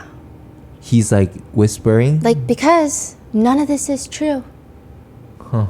Is that true, Mia? Objection. Overruled. I'm sorry, what was the question? Your testimony and statements that it was you were the victim at the hands of Mr. Combs' brutality and sexual assaults is not true, is it? I've never lied in this courtroom, and I never will lie in this courtroom. Everything I've said is true. So can you read what you wrote to Mr. Combs in response to his writing to you? Send me all the footage, and we're working on our documentary. I only remember the good times. Love you. Want you to know that. Love you too. And the only things I remember are the good times. Can you just go slower? Oh, sorry. Love you too, and the only things to remember are the good times, and those are the only memories I have, haha, like fucking hysterical ones. I'll send you everything I've got. I remember even before you had videographers with us, I carried around the little iVid thing. I found those too, completely forgot about them. So many magical, hilarious things, like drinking 1942 on the Parrot Cay Beach and champagne under the Eiffel Tower at 4 a.m. in the dark and singing with Jimmy at Interscope and Mick Jagger trying to take me home, but I ran away, and Ibiza Caves where I got a 7-inch scar in Hawaii 5.0 when you punched that dick fuck for talking shit to me and launching Revolt, and that random underground Baccarat game where J-Lo wouldn't pay out and I stayed only and you won 650 grand and that little prick ran away from me and Leo grabbed my pink bedazzled BlackBerry and you said that Titanic motherfucker doesn't know shit. He won 10K, I won 650K. Side note, Brian Steele starts shaking his head as she's reading, like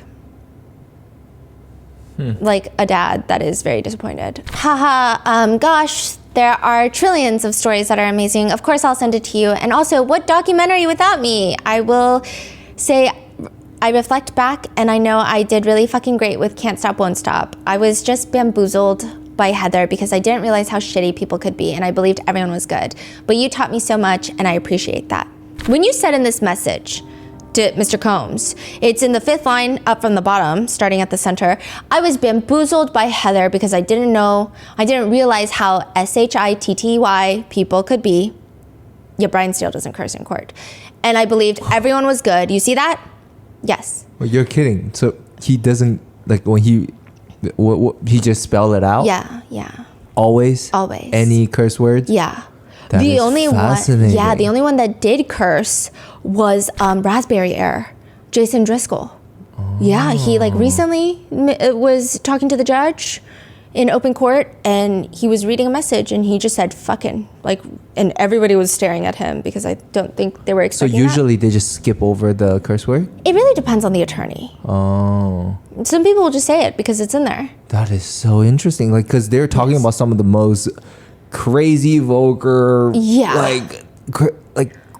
I don't know if vulgar is the right word, but I see what you mean. Yes. Like some, like some of the more not vulgar, like dark things of humanity, and then it's like, oh, but we can't curse.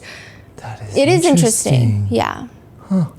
Why didn't you say, and Mr. Combs, you bamboozled me as well? Because I was still brainwashed. Who brainwashed you, Mia?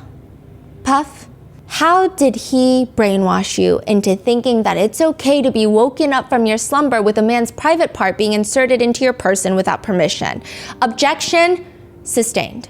How did he bamboozle you to believe it was okay when you were orienting different items in a closet? Objection, Your Honor. That's sustained. How did he why didn't you write how he was one of the people that caused you to believe that not everyone was good?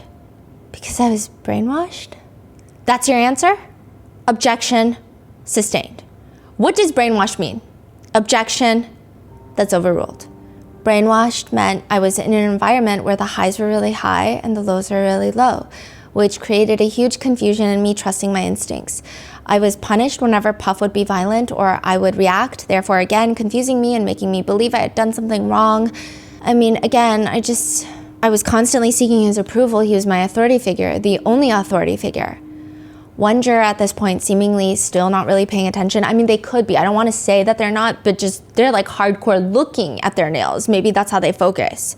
In the direct, though, Mia says that she never went to the police because, quote, I believed Puff's authority was above the police. She also states this was also a time period, this is years and years before social media, Me Too, or any sort of example where someone had stood up successfully to someone in power such as him. Also, I was taught to believe that this all fell under the confidentiality or loyalty of Puff's business. Well, now in the cross, Brian Steele is asking, you told the jurors yesterday that part of the reason that you never said anything about the essay, you remember, you gave several reasons. Yes. You explained that the Me Too movement, it was way before that. You stated that social media wasn't kicked in, right? Not in the capacity as now. There was no TikTok. There was nobody talking about sexual abuse. There was no, at this time, Instagram was all about highlighting the highs of your life, not the lows of your life, and just showing people the great times that you were having. That's what I meant. Social media is not like it is today. Well, by 2017, the Me Too movement was viral.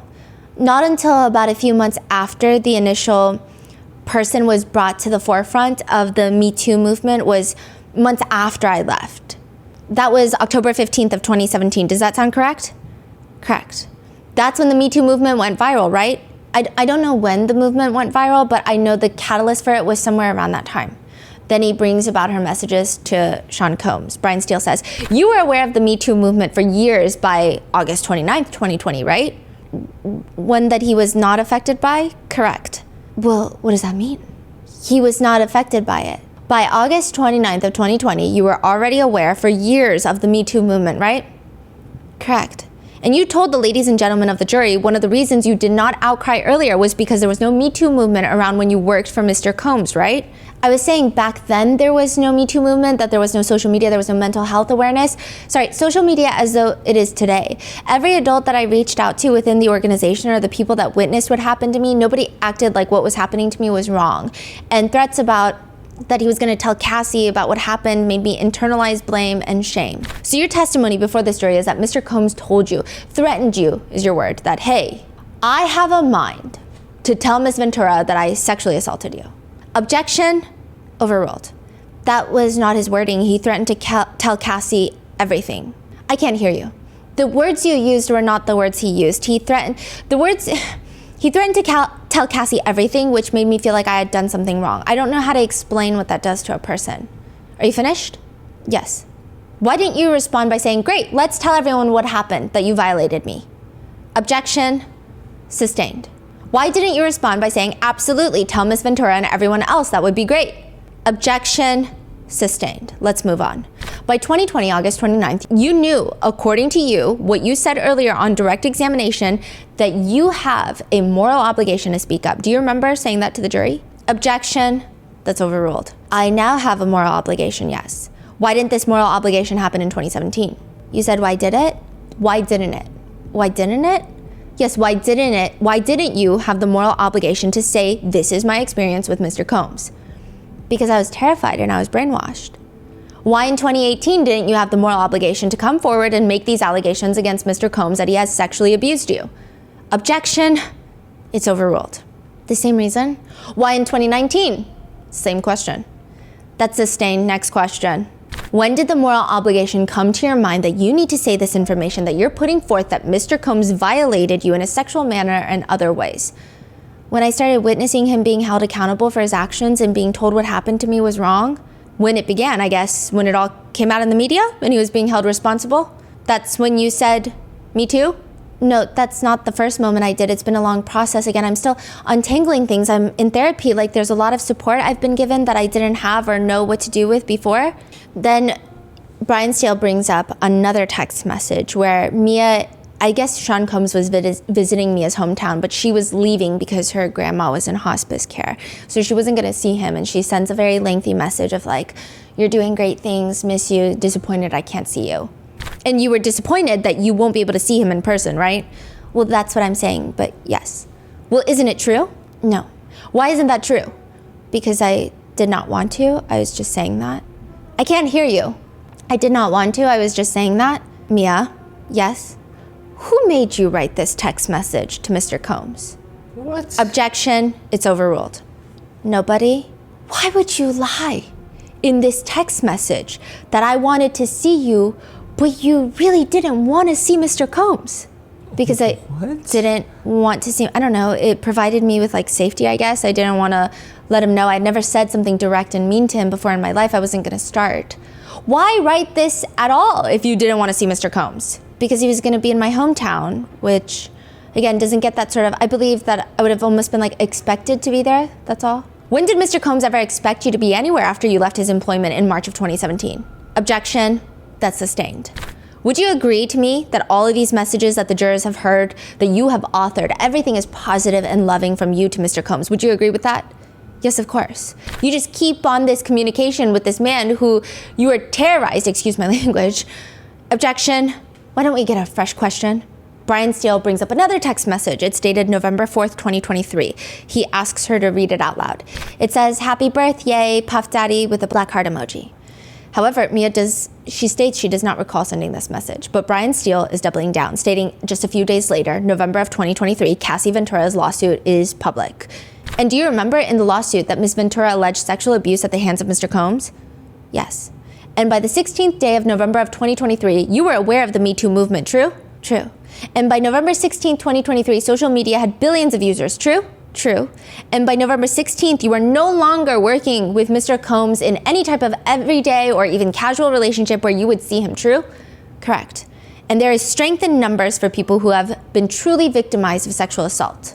Objection, sustained. Did you tell your sister, Miss Ventura, like best friend's sister, after reading the lawsuit and her claims of sexual assault, me too? That's sustained. You've got to rephrase the question. Did you call Miss Ventura after reading her allegations against Mr. Combs of being sexually abused? Are you done? Are you just asking me, did I call her after her article? Correct. Did I call her? Or communicate with her? Yes. She called me afterwards. Did you advise Miss Ventura in November of 2023 that you allege Mr. Combs supposedly did to you? Did I tell her then? That's my question. Absolutely not. Why? Just because you find something doesn't mean you just immediately snap out of it. I was still deeply ashamed and I wanted to die with this. I never wanted to tell anybody ever. December 2023, did you learn that the United States Attorney's Office and federal agents were looking into an investigation concerning Mr. Combs, which included sexual assault? I'm not sure when I learned about the investigation, but I did learn about the investigation. Until you get a lawyer in 2024, you never ever claimed to anyone that Mr. Combs was sexually violent to you. Is that true? Unless it was to my privileged therapist, you're correct. When you say privileged therapist, could you waive that privilege? The judge interrupts. Let's move on, next question. But he will come back around and ask once more. All right, let me ask you, do you recall being given the opportunity to have your therapist's notes permitted to be seen by the parties? Objection, that's sustained. There's a brief sidebar where the judge asks, all right, now, since this is the third or fourth time we're addressing this therapist issue, which wasn't previously raised to the court, what's the issue? Let's figure it out. Brian Steele says, the government met with and asked the lawyers for Mia whether Mia would sign a release and waive confidentiality for her therapist's notes, and the 3500 says that they would not do so. Okay, but how can you possibly ask this witness about those discussions? It's her agent, it's her lawyer, and I believe that constant statements and testimony of this witness saying you have to ask my therapist, and my therapist told me, and this is all explained in my therapy, and my therapist explained to me, I think that opens the door. The judge turns to Prosecutor Smyser. Let me clear up the record, Your Honor. First of all, the government never asked for Mia's therapist notes. There was one text message exchange when we searched Mia's phone. We didn't realize it was with her therapist. We were going to use that in trial, and then her lawyers and Mia asserted privilege over that. That was the end of that conversation, so I just wanted to make that clear. The judge states the objection is sustained. Brian Steele goes back out there. With regards to you being here today, you're still represented by counsel, true? True. And isn't it true that you sought a lawyer because you wanted to sue Mr. Combs for money? No. And that you joined the Me Too money grab against Sean Combs. Is that true? What? Objection sustained. There is a person in the gallery at this exact moment and you hear, I don't know what that means. I don't know if it's, I can't believe he asked that, or if it's like, good point. I have no clue. And it was not from one of the jurors. Brian Steele points out that when Mia first hired a lawyer, and you told the jury, or your lawyer asked for $10 million, right? I believe my lawyer started that as the start of the negotiation. Side note, it just felt, I felt like the entire courtroom did perk up to the mention of $10 million because Bana balcony incident, remember Bana, the best friend? Yeah. She's also, it's a $10 million lawsuit against, I think there was a $10 million demand against Sean Combs. Mm-hmm. So I think a lot of people perk up with these 7-figure numbers. 10 million is 8 figures. Oh my goodness. Yeah, okay, yeah, 8 figure. I mean, they're all like 8-figure numbers, yes. And during that time, you had to articulate through your lawyer why you were owed this money, right? Yes. You never mentioned at the mediation anything about sexual assault. Is that true? In the mediation itself? Or any part of it? I'm sorry, well, the answer is no. I just don't know if I'm talking about something privileged. I'm not a lawyer. I want to make sure. Is it true that you never mentioned as part of this seeking of $10 million that you were sexually assaulted? True. Now, by the time that this mediation ended, you were aware of the Me Too movement? No. Did this mediation end October 2017? So she went into mediation after she was let go from her position. And there was a demand of $10 million. She ends up settling for $400,000 and her lawyer takes half. She only gets $200,000, which is a lot of money, but there's a lot of emphasis on this $10 million. And now Brian Steele keeps trying to introduce the attorney that she's hired. And there's a lot of questions about, a lot of objected questions about this attorney. At the sidebar, we read the transcripts, and it reveals that Brian Steele is telling the judge that she hired a lawyer that just received an $83 million verdict. Brian Steele argues to the judge during the sidebar, it goes to this witness's motive, interest, and bias, and that she will be receiving money. Back in open court, he tries again because the judge is like, with this line of questioning, it's just not gonna work. Isn't it true that June 18th of 2024, meeting with the government and the agents was the first time that you ever mentioned anything about sexual abuse at the hands of Sean Combs? I have no idea when I first mentioned it. I have no idea when I first, except it was after I had representation. Which, side note, I do think this is like a personal thing, but when you come forward about abuse is not an indicator of whether the abuse happened or not. I think that a lot of people don't come forward for a very long time, even when it seems like there are opportunities presented where they could potentially say something. But Brian Steele continues, you want money from Mr. Combs based upon your testimony, true, don't you? No. You testified that you would give up all the money if there was no sexual abuse. Do you remember that conversation that you had with the prosecutor? Yes. Have you had any discussions? I'm not asking for any type of attorney-client matters. Did you have any discussions with anybody that you believe that you will be making money by testifying against Mr. Combs in the manner you testified today? No, that's not even a thing. Brian Steele, during the cross, just also casually asks Mia if she told Cassie, quote, told her that the money has to come to her just like men get that money, right? Wait, what? Yeah, saying like she needs to leave Sean Combs. This was like back when they were dating. And he's just saying, you told Cassie that the money has to come to her just like men get that money, right? I think it's just to show they're trying to prove that they're like obsessed with money or like money opportunists. I don't know. I don't remember what you're saying. Isn't it true that Mr. Combs never had unwanted, non-consensual, forcible sexual contact with you? Isn't that true? I'm sorry, you started with, isn't that untrue? And then you said, isn't that true? What I said in this courtroom is the truth. I have not lied to anyone at all. Isn't it true that although unforgivable for any person to put their hands on a woman, especially a man, isn't it true that it did not happen as many times as you just said to this jury? Everything I've said in this courtroom is true. Then why would you, if you're being sexually assaulted and your sister is being brutalized physically, why are you making a scrapbook for Mr. Combs? It's a lot more complicated than the way you phrase it. It's abuse on all levels. And I'm sorry, go ahead. Oh no, I was just gonna say, I guess you could talk to any sexual victim advocate or any abuse victim advocate and they could explain it to you much better than I could. What if you're not a victim of sexual assault? Then what? Objection sustained. Now, side note, I did notice one of the jurors making a facial expression that one could liken to be a smirk during this part, and maybe their smirk is not a smirk. Maybe that's like how their face works. Or maybe they're smirking because Brian Steele is so ridiculous. But I don't know. In my personal opinion, it felt like a lot of people in the other parts of the courtroom, not the jurors, felt like Brian Steele, quote, ate. And maybe that juror also felt that. The cross was brutal. It was a lot, to the point where midday, lead prosecutor Comey says to the judge outside of the juror's presence, at this point, we have now sat through hours of a humiliating cross-examination for this witness, and I just wanted it to be put on the record because I don't know that the transcript will really do it justice. Mr. Steele has yelled at this witness. Mr. Steele has been sarcastic with this witness. Mr. Steele has been argumentative with this witness by injecting his own views about her testimony, calling it her position, saying things like, God forbid, after repeating things that she has said on the stand, saying things that suggest to this jury that she is lying, that he believes that she is lying through his questioning, making statements instead of questions. And meanwhile, throughout that whole tone and approach to this cross, this witness is having to pick apart social media post after social media post after social media post, which individually have no probative value. And I understand that individually, Your Honor has found that one by one, looking at these in isolation, there is very minimal prejudice. In particular, the concern is that given the tone of the questions, the number of exhibits that have nothing to do with her credibility and that are only cumulative, we don't think it's appropriate to allow this line of cross-examination with this victim who has carried herself with remarkable dignity and grace throughout the cross.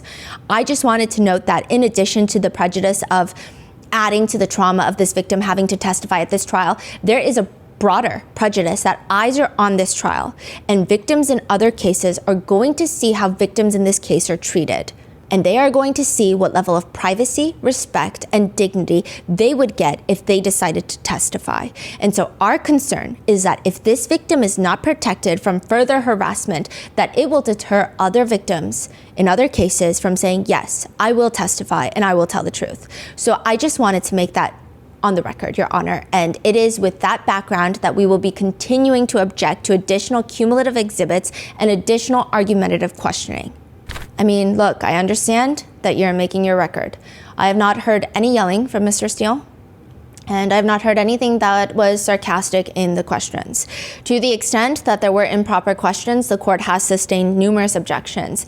My understanding when Mr. Steele says, God forbid, is that he's talking about things that the witness has said that are extreme in nature. And so he's saying God forbid as an apology to him having to repeat that and recollect that with the witness. That's my understanding of what he's saying. I didn't take that to be an effort in any way to intimidate or harass the witness. Now, that being said, you raise the issue of the questions that are argumentative. Is Mr. Steele here? Yes. Here's the issue. So what we have is that you're repeatedly asking these questions that are, where the tone, I agree with Ms. Comey, may be, on the line. But the form is improper, so I sustained the objection. Then you keep asking these questions, and at a certain point, I'm going to think that you're doing that just to get the question out there so the jury can hear it. If I start to think that, I'll ask you to just move on, and you're not going to be able to ask questions on the topic you're raising. Do you understand? Sure, yes. At one point, Brian Steele is asking a question. The question is sustained. He just keeps asking it, to which the judge tells him, hold on, when it's sustained, that means you move on to the next question. It doesn't mean you keep asking the same question. And usually he's not this firm in front of the jurors. Like usually, even when he sustains questions, it's like a soft sustain. It's like, rephrase the question. Or like, let's get a fresh question. So he doesn't say like, that's sustained. He'll be like, let's get a fresh question. Got it. We need to rephrase that.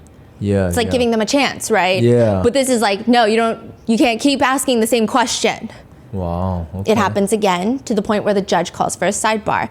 I'm getting the sense that they are being asked not so much to elicit any answer, but merely to have you, Mr. Steele, testify for the jury. So that's going to end right now, or I will end this cross-examination. There are ways to ask these questions that you are asking in a proper way that does not violate the rules. You can do it that way, and I know you know how, but you're not doing it that way. Instead, you're re-asking the same question so that the jury hears your questions, and then there's an objection, which I sustain, and then you try to keep re-asking the same question in the same improper way. So what's going on? I would not do that, and I did not do that. My questions go to the fact that Mia does not outcry at all. She then hires a lawyer 45 days after a gigantic verdict was reached by the lawyer. This is the debate about the $83 million settlement that was reached by the attorney, and then she hires the attorney.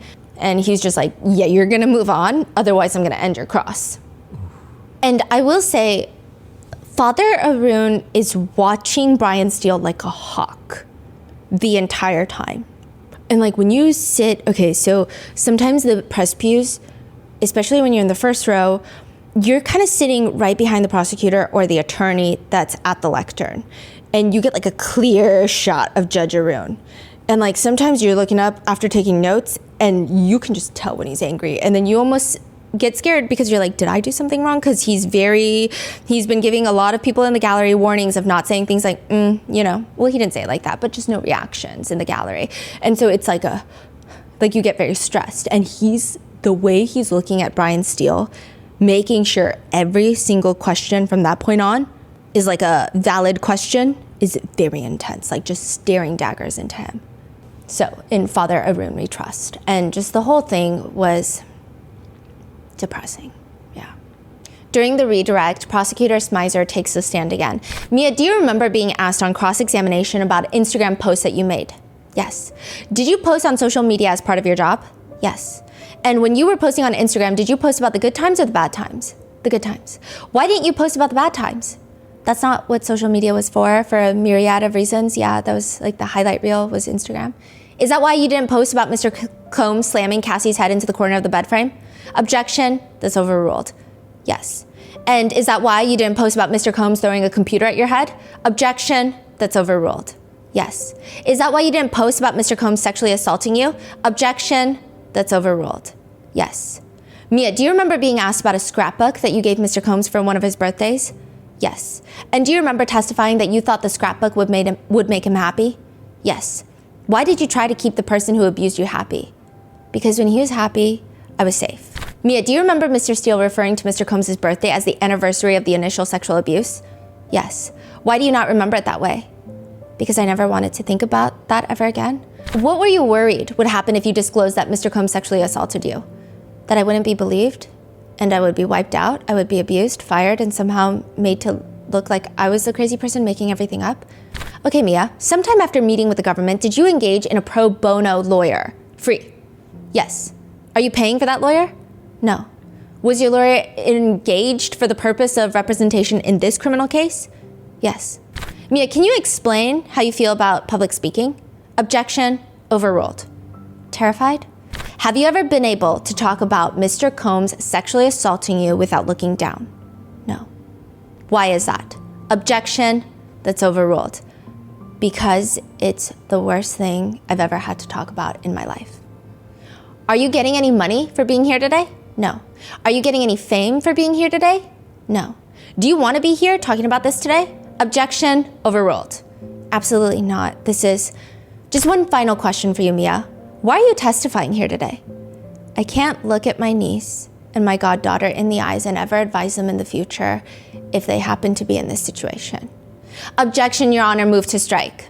That's overruled. Ms. Smizer, anything else? No further questions, Your Honor.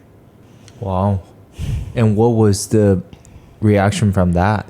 Or the energy, I guess? Okay, so honestly, Smizer did a really good job with the redirect.